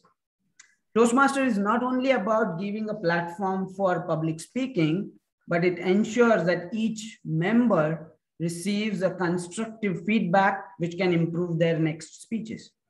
Usually we have individual evaluators for the speakers, but as today's meeting is special, we have a panel evaluation where our eminent and experienced Toastmasters will be evaluating and assessing all the speakers and sharing their insights for them, which will not certainly boost speakers' confidence, but will make them a better speaker tomorrow than they are today. To take us through this session, we have a very cheerful Toastmaster, Toastmaster DV. Toastmaster DV has been a Toastmaster for 10 months. And when I asked her about her take on the on the life journey, what she said, quote unquote, although my journey is in Toastmaster seems like a sprint, in reality, my take on life journey is a marathon, as I believe slow and steady wins the race. Besides, I am a marathon runner as well. That's wonderful, DV. Before I call upon Toastmaster DV, may I please call upon DTM Ramesh, who is evaluator for panel moderator, to read out the objectives, please. Thank you very much, TM Toastmaster DV is doing this panel moderation as part of her level 5 in leadership development. The objectives for her is for the member to apply his or her skills as a public speaker and leader to facilitate a panel discussions. I will be evaluating only the panel moderator. I will not be evaluating the panelists. Thank you very much. All the very best. With that said, please put your hands together for Toastmaster DV. Thank you so much, TM Modi, for the welcome. And let me first introduce you to our amazing panelists that I have today. We first have panelist number 1, Toastmaster Bosco Mascarenas. Bosco, wave out to everybody. Next in line is panelist 2, the amazing Toastmaster Mohammad Rashid. We have our dearest Toastmaster Alifia Sura as panelist 3. And our final panelist for today is Toastmaster Nora. Zoom Master, can we spotlight Toastmaster Nora as well? Thank you. So as the panel evaluation goes, I will ask each of our panelists questions about our speakers, and they have approximately 1 minute to speak. The timer is going to time the entire evaluation, not individual evaluators. These are the set rules for the panels. Okay, let's start with speaker number 1, Toastmaster Sandeep. Well, let me start with panelist number 1, Toastmaster Bosco. Toastmaster Bosco, what do you think were the elements that you liked about in Toastmaster Sandeep's speech? Good evening, Toastmaster Devi and all Toastmasters and guests. We started with a bang with Toastmaster Sandeep doing the icebreaker speech. And to give a context, he is our own Toastmaster who's been there for a long and starting pathways with the icebreaker. Nevertheless, evaluating a icebreaker speech, I will definitely say this is an example icebreaker speech. It was beautifully, structured. I like the way he chronologically, came up with his life situations. Okay, and the way he interweaved number 8 from the beginning till the end.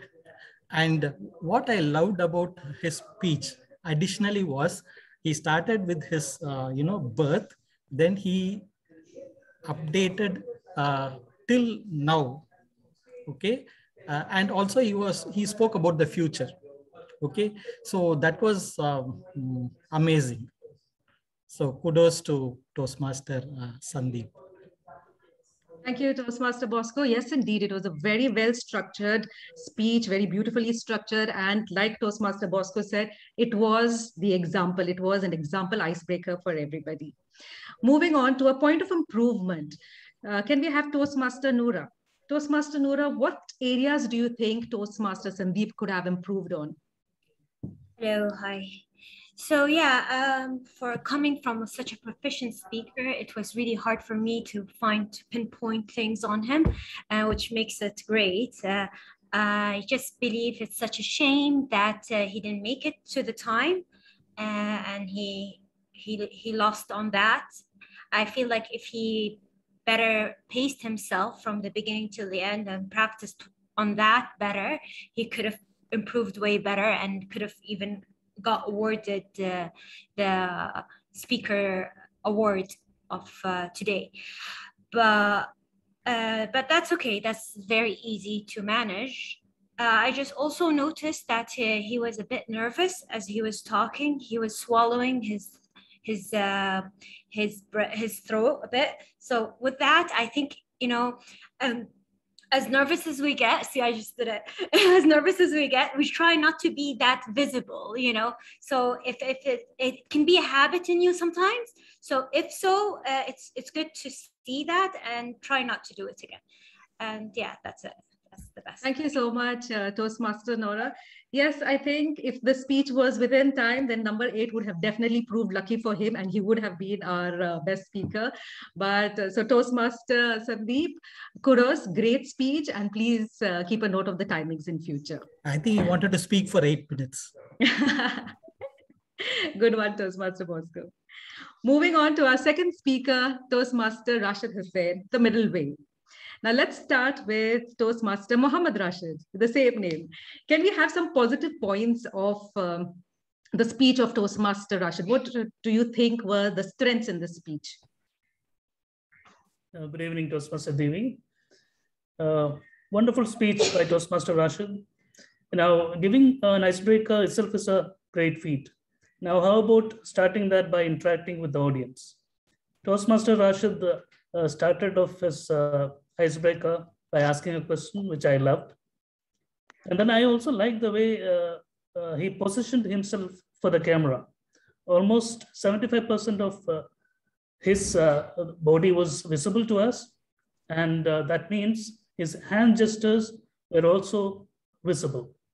And he used his hand gestures very effectively in his speech, which I loved. And then he had a story in his speech, and he brought his father as a character, and it even had a dialogue. In an icebreaker, to have all those elements is really great. And he had a theme throughout his speech, middle way, which he nicely interwove in his speech. And I also like the metaphor which he used in his speech, which is wash out the black spot. And by now, we know that Toastmasters has really helped him to wash out that black spot. All the best to Toastmaster Rashid. Thank you, Toastmaster Mohammed Rashid. Indeed, what I also really liked was the way that he positioned his camera. That was one of the strong points in his presentation. That was very nice. And the way he started opening, even I love opening with a question. That was really amazing. Toastmaster Alifia, what points of recommendation would you give Toastmaster Rashid for his next speech? Hi, well, Toastmaster Rashid has a very soft spot with me and my Toastmaster journey, because literally my first ever role as XCOM was a handover that I took from him as an SAA, and he was an SAA that time. And I know that he had taken that role mainly to kill that black spot and try to overcome that, right? So I have this huge hot, soft corner for him. So, but in goodwill, I'm gonna tell him a few things that I love this positioning, and I could see that he's talking a lot out of, extempo and stuff like that. I did find him shaking a lot, which was normally in a room. It may not come out so loud, but being on a screen, which is such a tiny screen, that movement of constant shaking, out of nervousness or out of, just casual way of talking, that was a little bit distracting. I liked the way his three-fourths of his body was showing on the camera, but one important thing is you position your camera at face level, at your eye level, so that you are looking into the camera and speaking to your audience, which is extremely powerful and important. So that even if you're in this virtual world, the audience would still feel very, very personalized. So try to raise the laptop or a computer, whatever you're talking to, at a little height. So I normally put some books or whatever, some table, some small thing under, so that it comes down to your height, face level. Few times you could be seen reading and looking for the next point of reminder. It was great that you were not reading your entire script, which was very powerful, Rashid. You've come a long way. But small notes or something that you carry actually in your hand is another way of remembering and reminding yourself of those small points of reminder. And it's absolutely fine. There are professional speakers also who actually carry formal professional notes in your hand, so that you don't need to look down and not lose that contact with your audience for any point of time. A little bit of grammar is something, but I understand it's not our first language for not everyone. But these are the 4 points of summary. Just keep your camera at your eye level. Don't shake that much, because on a screen it's distracting. Keep your grammar a little bit in check. You can practice and avoid reading completely at a different angle. So wish you the best for future speeches. Thank you, Toastmaster Alifia. Overall, Toastmaster Rashid, a very good speech with a very good opening, good body gestures, and an excellent story to add. What you need to be mindful is to improve in your next speeches is take care of your screen presence and also stop shaking. We can shake after the meeting. Let's move on to our third speaker, Toastmaster Mohammed Yamin. Toastmaster Alifia, do you think he had hard work or smart work done in his speech to get his speech to how he delivered it today? Well, normally we want to give a standing ovation to anybody who does the icebreaker, and Mohammed Yamin being a brand new Toastmaster and doing his first ever talk, it was definitely very, very smartly done. So 100% smart way. And we loved the talk, and he started with the question, which was very powerful. And he had a little bit of joke in the middle, which was a little lighter moment, which had everyone, laughing and smiling. I could see on the screen, everybody had these happy smiles around on their face when he was, and he repeated it a couple of times. I don't know what was it, Thali, Meka, Vegan, something that he was talking, but I didn't fully get it, but it definitely engaged the audience and everybody was smiling and laughing. But he did translate that as well, so that was nice. I liked the title, coming back into a story, which he talked about Ram and Sham, which was also a nice lighter moment and engaging. But what really makes strong elements to a speech, which Yamin nicely and rightfully engaged everything, was started with a quote, started with a question, and ended with a beautiful line saying, if I'm going to give a lazy man a job, I know it's going to get, he's going to find an easier way to do it. So a lot of lessons from his speech as well, and good takeaways. Thank you.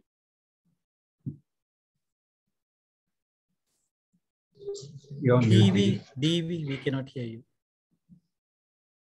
Sorry. Thank you, Toastmaster Alethea. Yes, indeed, the opening was great. And I like closing with a bang with a quote, which he did. Toastmaster Mohammad Rashid, what do you think, or what advice would you give him to take his speech to the next level? I felt that was a very genuine speech by Toastmaster Muhammad Yamin. But if I have to give some tips, this would be the tips I would like to give. First, he was moving from one place to another. So some call it as a lion in the cage approach. So what I would advise is, work with a purpose. So while transitioning from one point to another, you move, rather than moving from A to B, then B to A all the time. So this is something which Toastmaster Yamin can incorporate in his future speeches. And sometimes he was moving away from camera's view, as of a wide ball in a cricket match. So this also he can keep in mind in his future speeches. Now, having a story is wonderful in a speech, but the story I felt, which he told us today, was rather long. So this time could have been used to tell us about his siblings, about his parents, about his college life, etc. But otherwise, a very genuine speech. I loved the speech. All the best for Toastmaster Yamin for his future speeches. Thank you, Toastmaster Mohammad Rashid. Yes, indeed, a very genuine speech with a good opening, a bang-on quote. But Toastmaster Yamin, again, the movement was a bit extra. So like Toastmaster Rashid said, move only with a purpose when you want to move from A to B. And also with regards to your personal, with regards to the story, that could be shortened and we could have some other story of yours, a personal story or something more about your family. Thank you so much. Moving on to our next speaker. Speaker 4, Toastmaster Mafaza. Toastmaster Nora, do you think she was comfortable in her comfort zone when she was giving her speech? Well, yeah, she is. She went out of her comfort zone giving the speech. I believe that is the point of her being here today and doing her icebreaker. And I do congratulate her for that, because it does take persistence, the same persistent that we can relate from your story to being here and being nervous. And above that, you come and you do a great speech. By the way, I loved it a lot. It shows that you have something that is quite special. People like to listen to you. You have a nice flow to what you have to say. And I listened to it from the beginning till the end. And it was very clear to me. I was captivated by it, completely enjoyed it till the end. And I'm looking forward to seeing more from you. So good job and keep it up. Thank you. Thank you, Toastmaster Noora. Moving on to Toastmaster Bosco. What points of recommendation would you give Toastmaster Mafaza? Toastmaster DV actually putting me on a spot because I think Toastmaster Mafaza is a veteran speaker. Okay, it was not at all like icebreaker speech. I was, taken aback by her speech. So if I want to evaluate, I will evaluate her as a veteran speaker. Okay, and I will suggest that she has to move on to the next level. I think she can stand up and speak, okay, because she can kill the speech by just standing and expressing herself. The next point is that again, this is technology. only if she can use, I think it's a mobile, which was in a vertical format. She can use a horizontal format, probably laptop or even mobile, so that she will have more, she can accommodate her hands, for the gestures. So most of the time when she was moving her hands, it was going out of the frame. So definitely that is what I want to see from her in her next speech.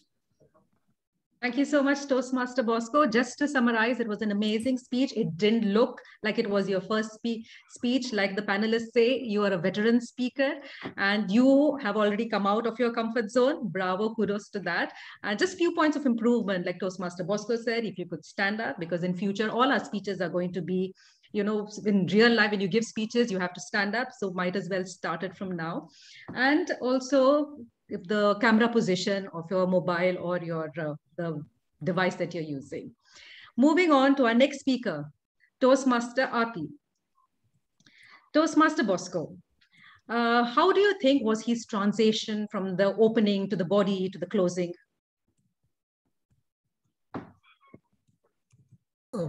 His speech was seamless. Okay, so definitely the transition was smooth, and I loved his enthusiasm. And I'm sure he's a very good storyteller. So from starting to beginning, he engrossed me with his stories.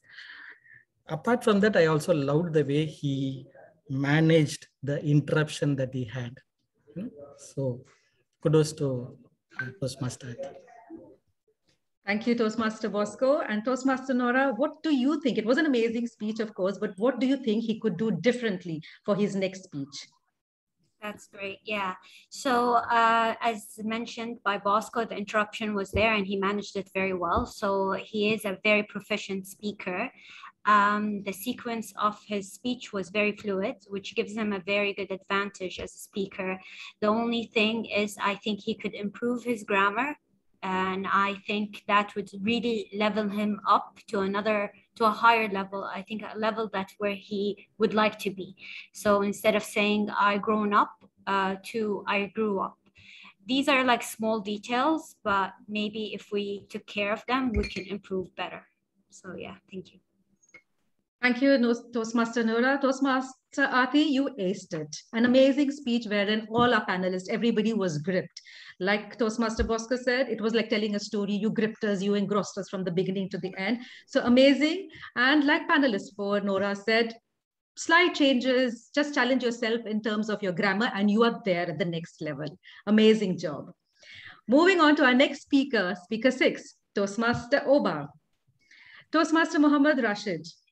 Should Toastmaster Oba be thankful that he did his speech today? Definitely, he should be thankful, and we should be thankful that we got to listen to his speech. I want to congratulate Toastmaster Oba and all the Icebreakers speakers for kickstarting this amazing journey in Toastmasters with their first speech. And what I like about Toastmaster Oba's speech is the way he explained himself, his name, very interesting. Every time somebody calls him, actually they're thanking God before they even name him, before they call him. So then we also came to know about his profession, how he chose his profession, his work life, etc. Wonderful. I also like the fact that he stood up for his speech. That was good as well. And incorporating humor in an icebreaker speech is also not easy. And he did that. The Nigerian prince from the email spam, I loved it. When after he explained his name, he told that. Then not a single day when he was not beaten. So I like the fact that he incorporated humor in his speech, and overall a wonderful speech. All the best to Toastmaster Oba. Thank you, Toastmaster Muhammad Rashid. And Toastmaster Alifia, what points of improvement could you share for Toastmaster Oba to reach the next level? Hey, Prince. Just your standing positioning, your broad shoulders, your powerful, loud, clear voice. felt slightly intimidating when you were looking down at your kingdom, especially because your camera was way too low and you seemed to be looking down into your screen. So with that power and that poise, you know, only if that camera was slightly higher on line with your face, like we said today earlier, it would have looked like you're looking into us. So thank you for being so grateful and so thankful. A little bit of eye contact into the camera would have made us feel a little bit where we belong, and you're talking to us, and as the prince that you claim to be, you know, we would have. And especially this is important because you talked about your goal and that you want to become this leader, and how Toastmasters is important for you to improve on your speaking skills. So that would have helped a big way forward. You could have an opportunity to change your tonality a little bit, because sometimes it got beautiful stories, beautiful humor, but at times it did get a very, very same tone, and it got slightly monotonous. So if you could have dialogues or change some you know, tones or pitch, that could make it more engaging for the audience.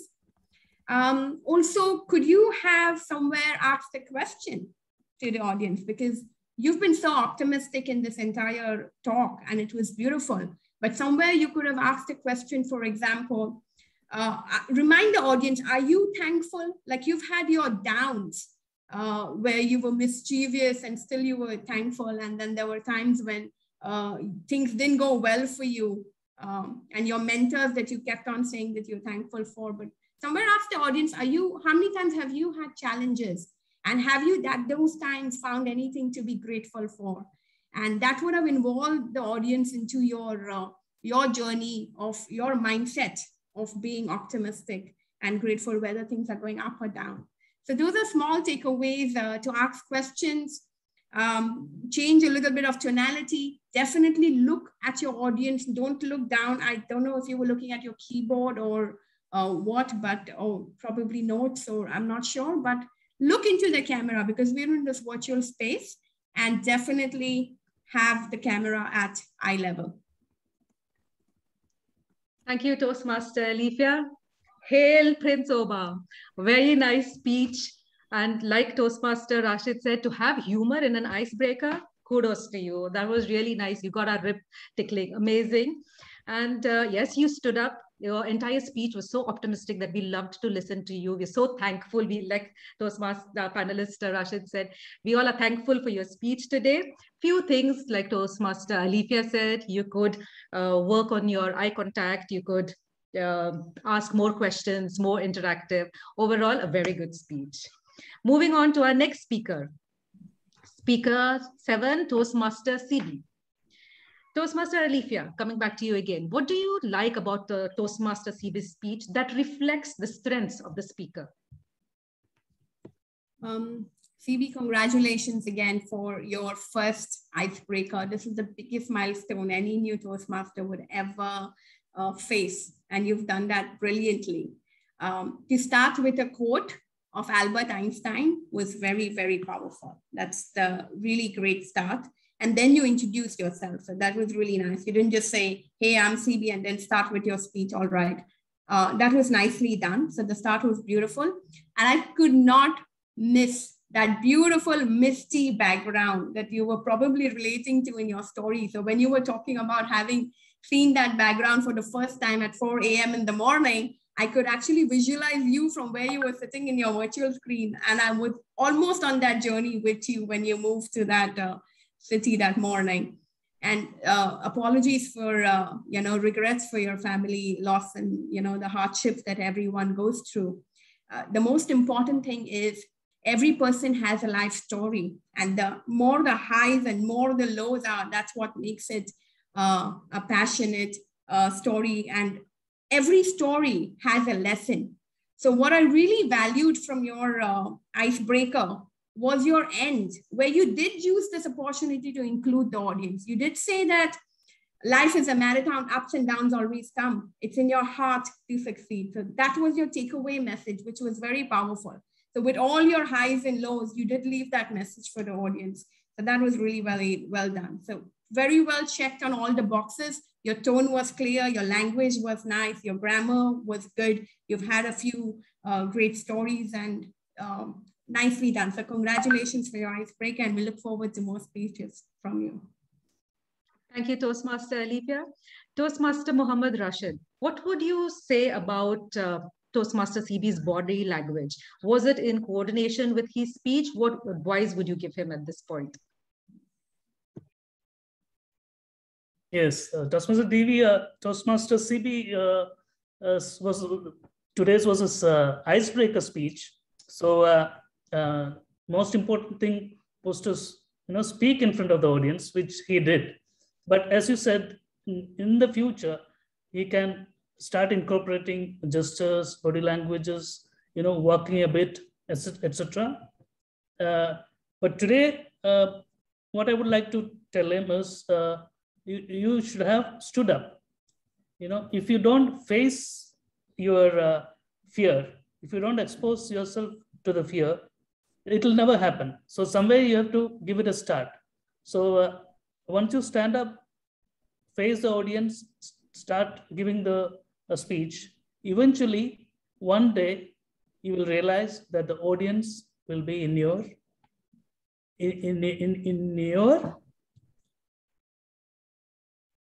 I don't get that word. Okay. In your garden. No. Okay, so that is one thing which I would like to give as a tip to stand up. Then, while it seems a nice gesture to thank, you can avoid thanking the audience at the end of your speech. So this could have been avoided. And I felt that you were reading. So as an icebreaker, you are allowed to read from the notes, but I'm sure in the future speeches, you will avoid doing even that. But again, congratulations to Toastmaster Sibi on your first speech. This is what is expected of you today, and you have delivered it. And all the best for your future speeches. Thank you, Toastmaster Muhammad Rashid. Just to summarize, an amazing speech, Toastmaster CB, with a great start. And I love the way that you related it to the theme as well. Kudos to that. And few points of improvement, like you need to stand up, you need to avoid thanking audience, just as our panelist Muhammad Rashid said. Moving on to our last speaker, the last but not the least, Toastmaster Gangaya. Toastmaster Noora, what do you think are the strengths of the speaker? Well, let me tell you, it was a very impressive story from an impressive speaker. And I was very moved from your story and the way you leveled up in life and how that was such a determination showcases why you're here today. And I can see it definitely in your first speech. And I have to salute you for this, honestly, because to improve further in life, you do need better communication skills. And you did start with that by being here at your first icebreaker speech in a Toastmaster club. So I have to say congratulations for starting, and keep it up. Thank you, Toastmaster Noora. And Toastmaster Bosco, how should Toastmaster Gangaya challenge himself in the next speech? Before we wrap up, first of all, I would like to say that today we had an excellent lineup of icebreaker speeches, starting from some person like Sandeep Padnani, a senior speaker, to someone like Gangaya, who was like, come to Toastmasters just to improve the communication skills. That is the range of speakers that we had today. And the beauty of Dubai Toastmasters is that we have so many experienced members amongst us. And what I would like to suggest, Gangaya, is utilize this wonderful opportunity of being a member of Dubai Toastmasters Club. There are mentors, okay? I don't know whether his speech was mentored. He could have, I felt that he didn't utilize the entire time given to him. Okay, he could have spoken for 6 minutes, 30 seconds, but he just crossed 4 minutes. Okay, so 1.5 minutes was there. So we could have, heard more about him, more about his story. Okay, if he had got his speech mentored and if he had practiced and prepared the time and all that, we could have got even more information from him. And only thing is, next speech, he can get it mentored and get speak for the maximum time. That's it. Thank you, Toastmaster Bosco. Just to summarize, Toastmaster Gangaya, impressive story, impressive start to your journey in Toastmasters, where you came here to be confident, a confident speaker. And like Toastmaster Bosco said, to challenge yourself, utilize this opportunity, utilize the entire time given to you. So that will enhance your public speaking skills.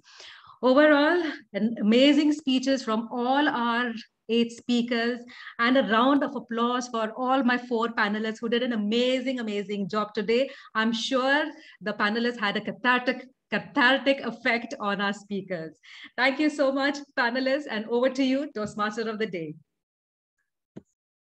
Thank you, Toastmaster Devi. Thank you all the panelists and panel moderator for that encouraging and insightful feedback. I'm sure that all the speakers would benefit from that feedback and will improve in their next speeches.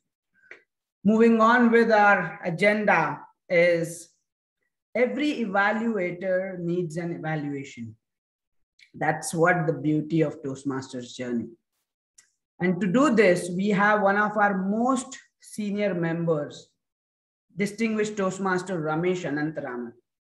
For the benefit of guests, distinguished is a title where you get it once you finish a rigorous DTM project and a program.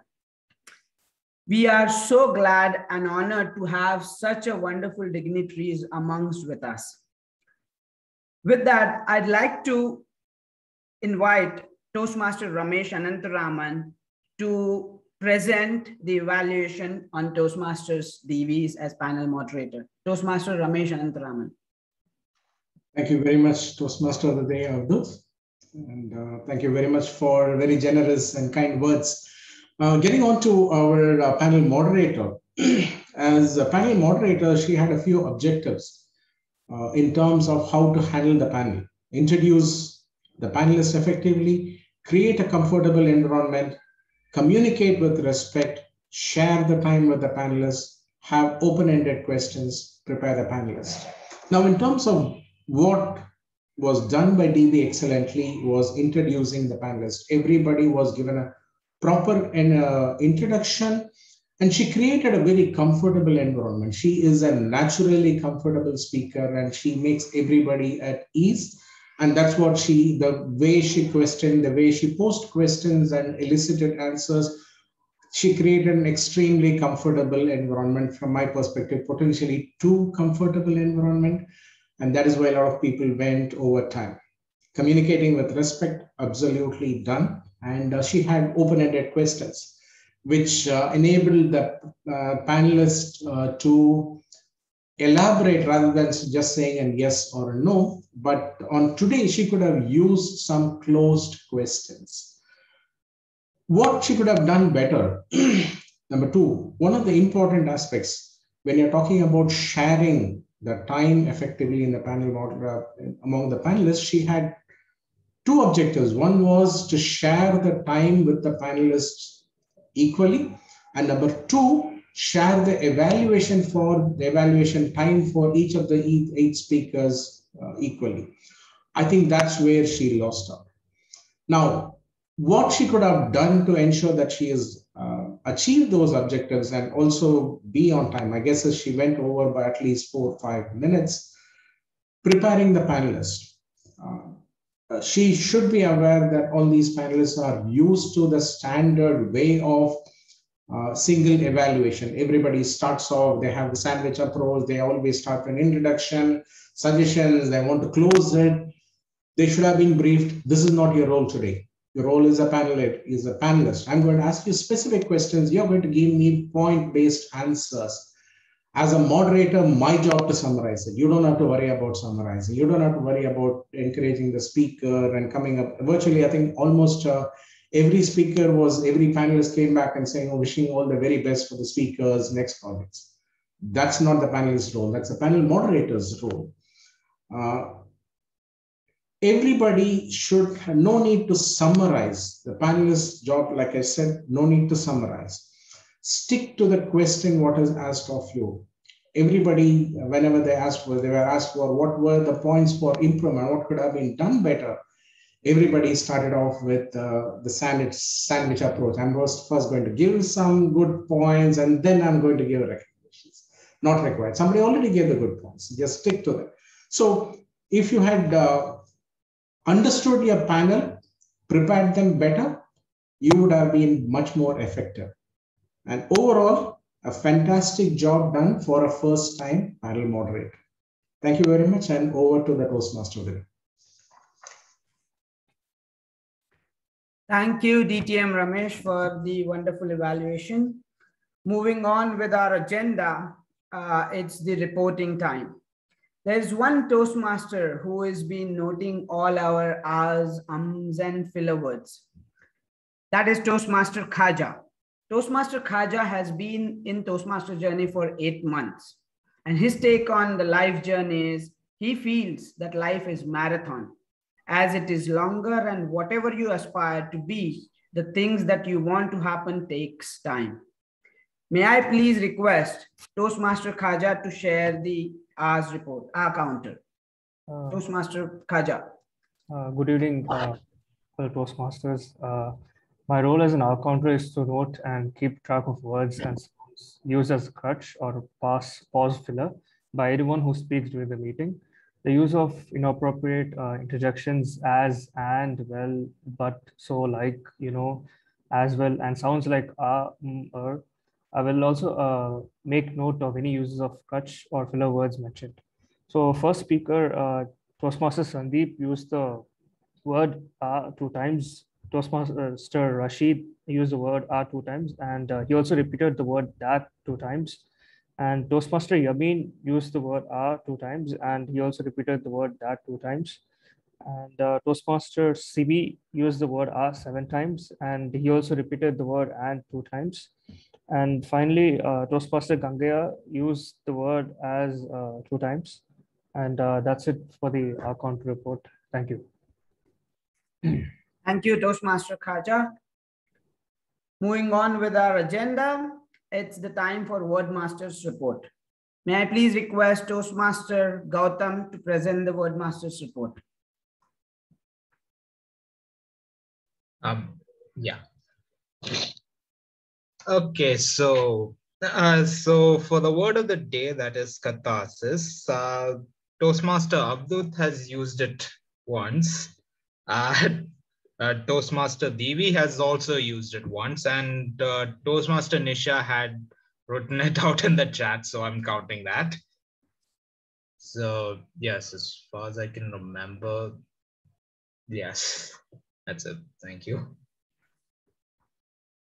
Thank you, Toastmaster Gautam. Moving on, you see, right choice of words, phrases, and proper use of grammar it plays a very vital role in effective communication. And that's what exactly our Toastmaster Misha as a grammarian was doing. Toastmaster Misha has been with us for 4 months, and his take on the life journey is consistency beats talent, intentions, and luck. Misha is a sprinter, and his life challenge is to find out a long-term marathon strategy that consists of sprint recovery cycle. Please put your hands together for Toastmaster Misha. Thank you, Toastmaster of the day.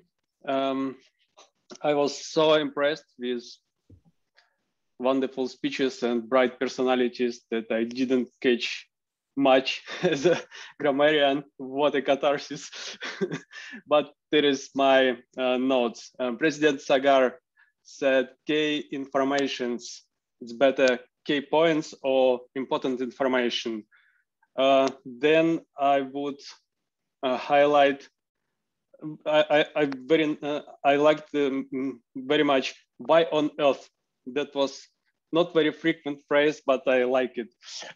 Also, how difficult it have been. I would say how difficult it was. I think it's easy.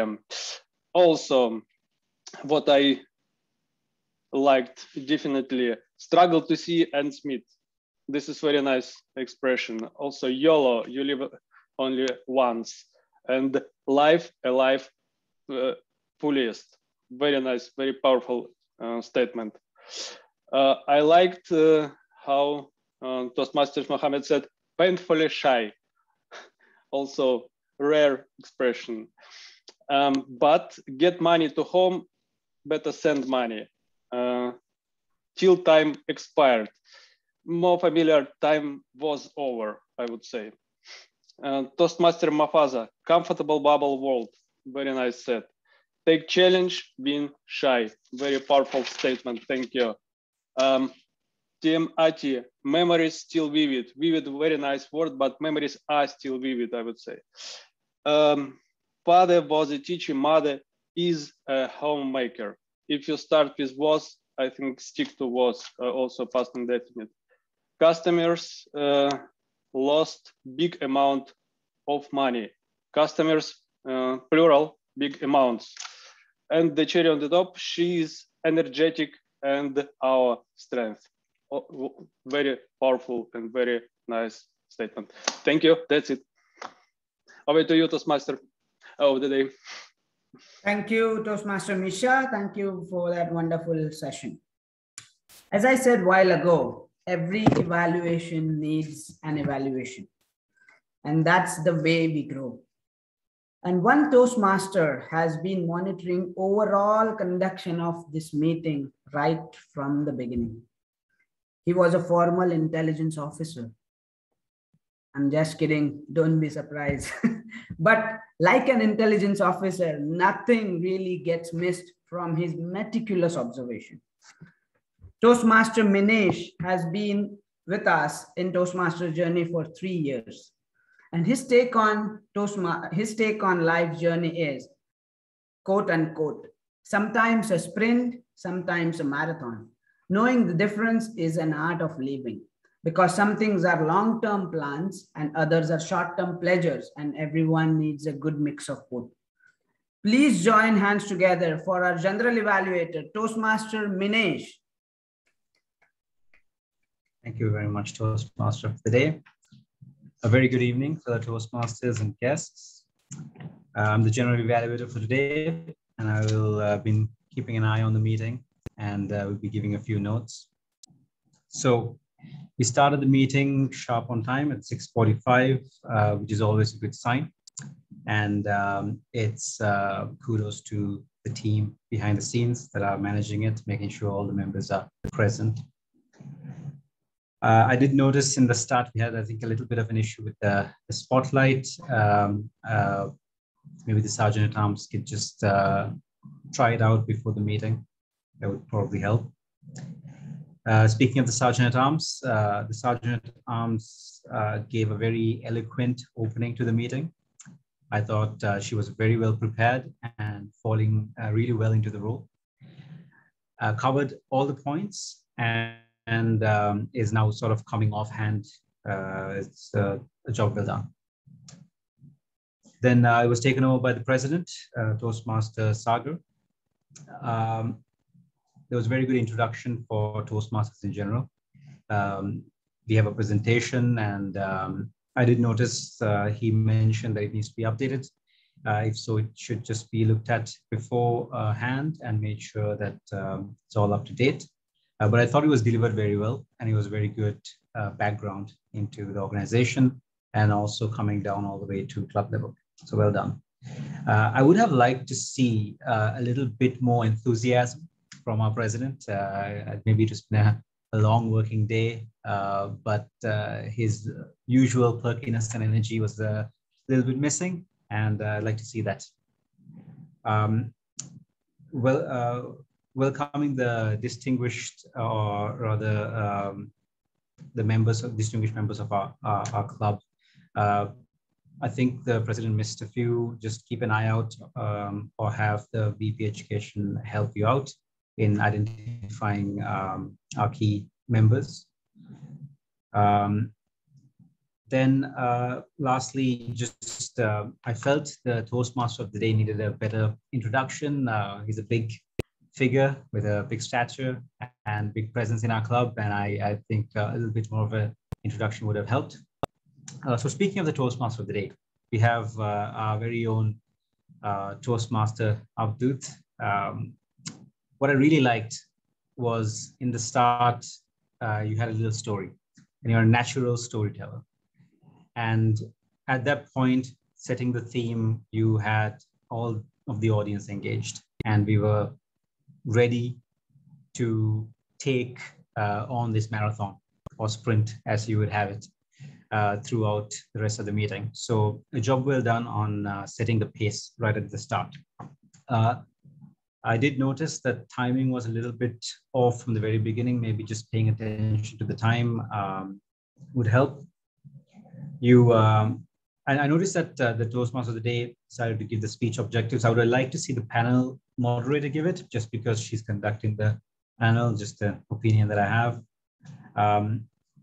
You did miss the 30 seconds of feedback at the start, but I think a phone call from the VP Education maybe reminded you, which was visible to everyone.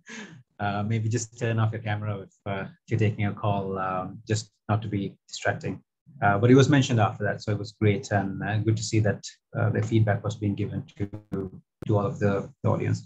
And throughout the introduction of the speeches, I thought you did a very good job of keeping the energy up and giving a little bit of feedback on the speech, a little note here and there, and also using the topic name topic, or rather name topic name structure to introduce all the speakers. So it's very well done, and that keeps things very professional.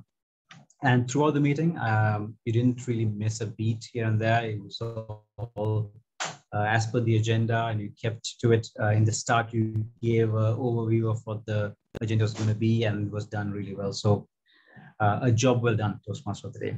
Thank you. So we then moved on to our word master, Toastmaster Gautam, who decided to introduce us to the word catharsis. A very interesting word, and it's something that's I'm sure everyone would love to add to the vocabulary. Could it be used a lot in the meeting? I'm not entirely sure. It was used a few times, but nevertheless, a very good introduction to a word. I did notice the speaker, or Toastmaster Gautam, be a little bit nervous. I felt a little bit of tension throughout your segment there. Need I say, maybe a little bit of catharsis would have helped you prior to stepping onto the stage, but I'm sure it's been improving from the beginning, and I'm sure you're going to get better. So I know the speakers have been evaluated through the panel evaluation. I just have a few notes.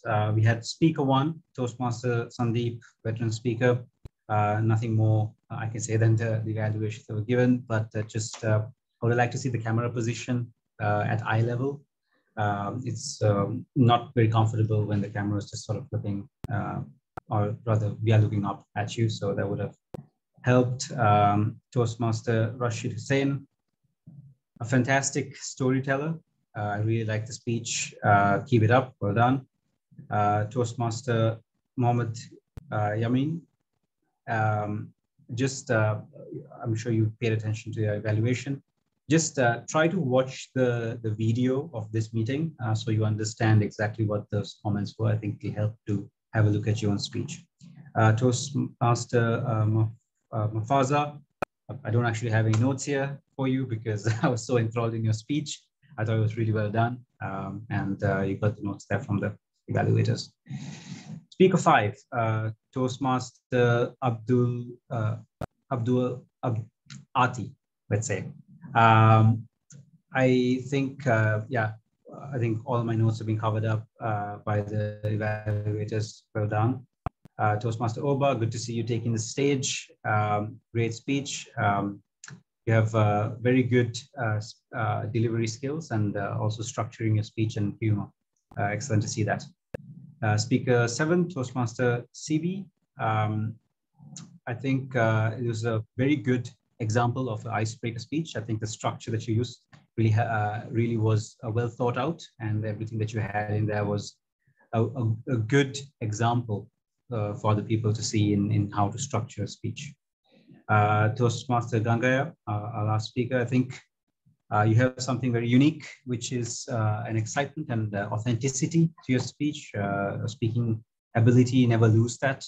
It's very important, and always try to bring it for all your speeches going forward. Then we had our panelists. Before that, we had our timer, Toastmaster Saleh. I think Toastmaster Saleh is now becoming the gold standard for timers in our club. Always doing a great job. Just one note I have, when you're giving the report, I think you need to mention all of the names and the exact timing. I think it's important that all the speakers know what exact timing they have. That would help. And this is a note probably to the SAA or the Zoom master. I'm not entirely sure if bringing the timer in mid-speech helps. Maybe start it off from the beginning if you want to do that. But bringing this timer in mid-speech kind of distracts the speaker. I felt that in some of the speeches, he just sort of got them off guard, and it kind of appears like a godlike figure, you know, just his face with the colors. So maybe that's something to look out for. Great panel evaluation. I was a little skeptical about this one, but I think it worked out quite well. Most of my notes here is actually being covered up by the evaluation, which is just that the speakers, the panelists need to be a little more concise and be direct to the actual question being asked, rather than trying to give a sandwich approach or have more than what is requested, just because that's what's normal in an evaluation. But it's really good and refreshing to see a panel evaluation, just not very common in our club. So I would like to see more of it going forward. Another note to all the panelists, I would have liked to see the panelists interact with the moderator and speak in sort of third person of the speakers rather than speak to a speaker. So you could have said the speaker did this, the speaker did that, talking to the panel moderator. That would have helped, and the panel moderator would have addressed the crowd and summarized it in that way. We had the evaluation of the panelists by distinguished Toastmaster Ramesh Anantaraman.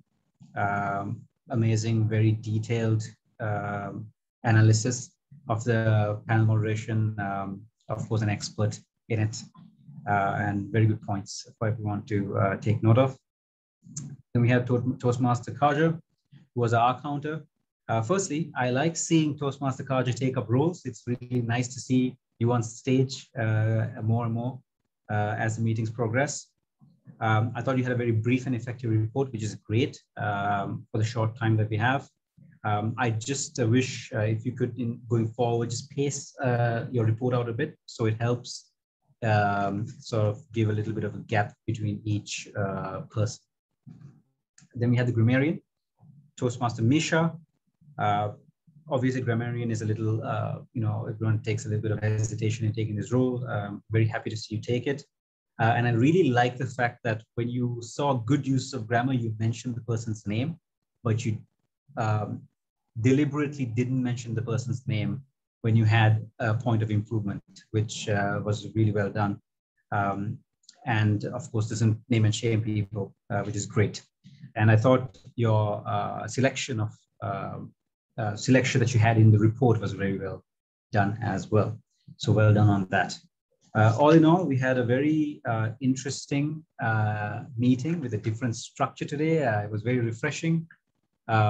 I was a little skeptical about it, but I'm now convinced. So well done to the VP Education for planning it out this way. And back to you, Toastmaster of the day. Thank you, Toastmaster Minesh, for that amazing and insightful and informative evaluation. I'm certain we all will work towards improving our next meetings. Moving on, and I noticed timer picking up immediately the suggestion and putting up the timings for the individual speakers. So thank you for the timer. Moving on, may I please request a Zoom master to launch a poll for the best role player?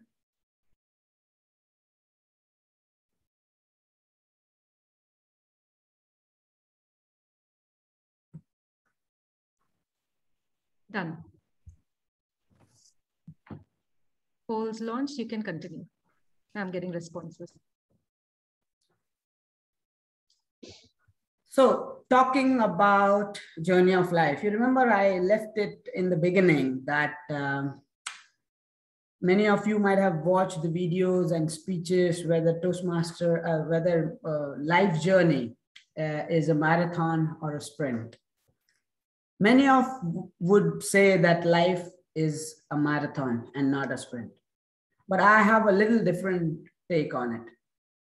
I feel personally it should be a combination of both. Both are equally important for a person to be successful in his life. Marathon reflects consistency, while sprint reflects agility. Marathon is something related to persistence, where sprint is something related to a fast pace. Marathon is like a character that keep you successful, but sprint is that ability that make you successful. So no matter where you are standing on which part of your life, the important thing is that either you have to walk, either you have to run, you have to sprint, or you have to marathon.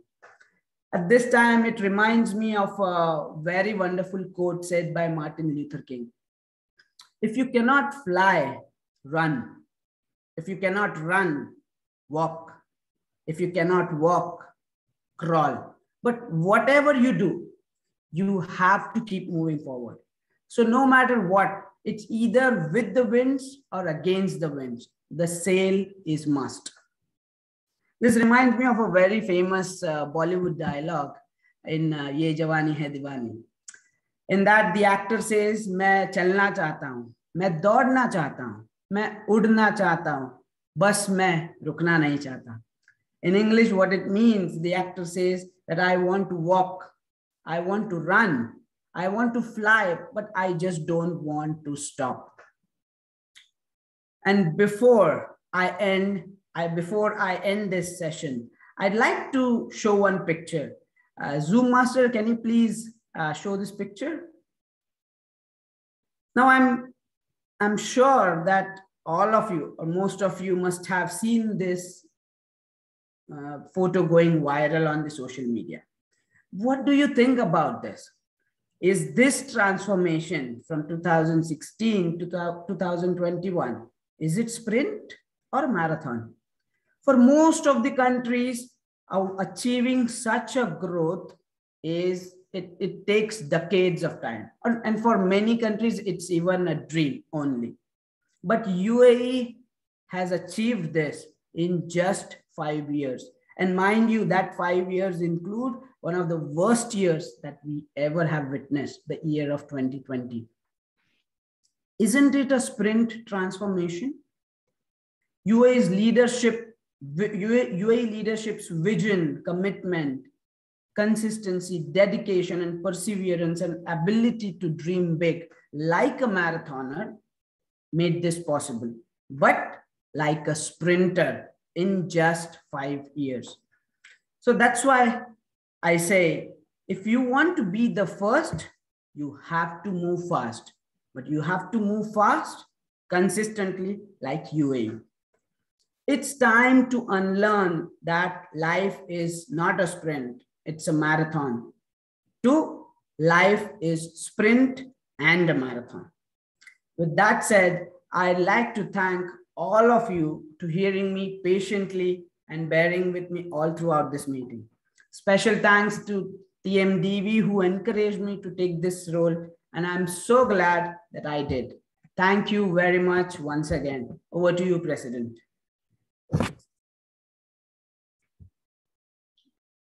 As you have seen in the messages, our President Sagar is on his way to the airport to catch his flight as he's traveling tonight. So I will be taking over.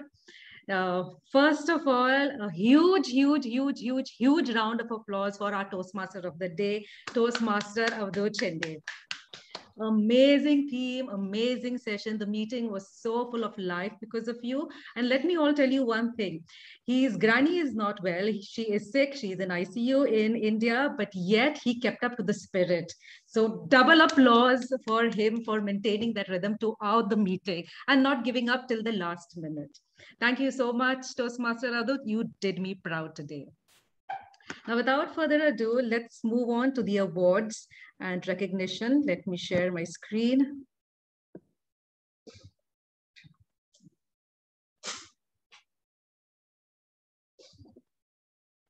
Is it visible? Okay. So today we had 8 amazing speeches today, and it wouldn't be fair if we gave just one speaker the award. So we have decided that we'll have 3 best speakers today. So starting from the bottom, with the second runner-up, we have Hey Oba. Well done, Oba. Next, the first runner-up, who has already come out of her comfort zone, we have Toastmaster Mafaza. And any guesses who would be our winner? The one who's building ventures. Toastmaster Aarti. Well done, speakers. Amazing job. Well done, winners. And we do not have table topics. We do not have evaluator, but we have the best role player. And no points for guessing. It has to be our dearest Toastmaster. Yes?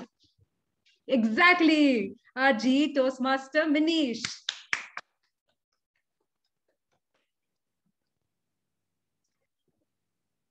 We welcome our new Toastmaster who just joined the Toastmaster Club today, Toastmaster George, who I think left about 10 minutes before. So welcome, Toastmaster George. Next, our next meeting, we have an interim meeting on the 20th of September, and we have an education session on tall tales. This will be taken by at the area level, and this will be done by none other than our champion, tall tale champion, DTM VP Menon. I think I saw him somewhere in between. In the end, he came. We are very happy to see you. And our regular meeting, which is again the tall tales contest, is on the 27th of September. That's it from us.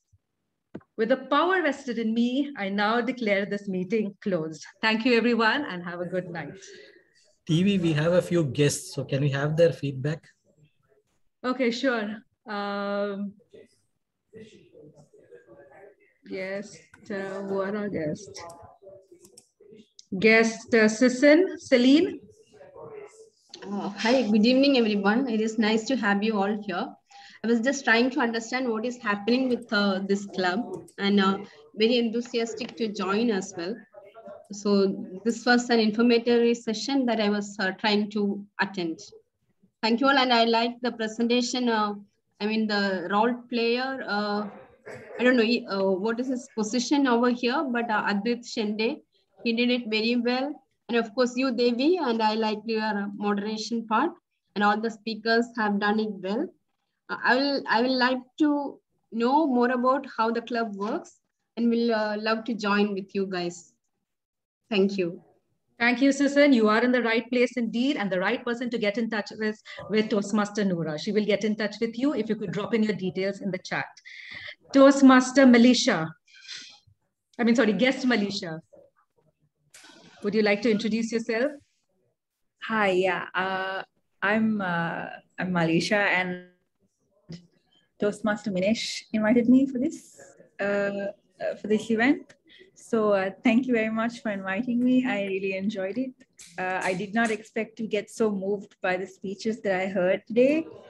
And I also really, I learned a lot from the evaluations that I came across today. So thank you for inviting me, and I really like listening. Glad to have you here, Malisha. Iman has raised her hand. Iman? Yes, Iman, can we have you? Hi, hello everyone. I joined today as a guest and I love the team. My friend is Noura, of course. She introduced the Toastmaster to me and she sent me this link. I loved it so much and I would like to be a member. Thank you very much, all of you. Amazing, Iman, and we would like to have you as a member soon. So yes, you are in touch with the right person to become a member. Do we have any other guests? SC. Okay, SC. Toastmaster SC. Oh, Toastmaster, yes. She did her intro in the beginning. So Toastmaster SC, what do you think about our meetings? I'm thoroughly thrilled to have been here today, Madam Acting President. You did not disappoint. It's not often you go to a Toastmasters club where you have 8 icebreakers. It says that Toastmasters is growing in the UAE. I congratulate you on using the panel evaluation format, something that I've always admired, and I'm happy to see that your general evaluator has come on the other side of how with the panel evaluation. I truly enjoyed, and I hope that in my time here over the next couple of months, I'll be able to visit with you more. Thank you so much, Toastmaster SE, and we hope to see you in future in our meetings. Just for everyone's information, guest Malisha is Toastmaster Manisha's sister. Nice to have you here, Toastmaster, guest Malisha. I keep calling you Toastmaster because I think you're going to be a Toastmaster very soon. Manish, you have to make her a Toastmaster. I think she's looking to be G1 soon. Let's see. So I think we are done with the guest. We are done with the meeting. We shall now stop the recording and stay back and chat, whoever wants to chat. Thank you and good night.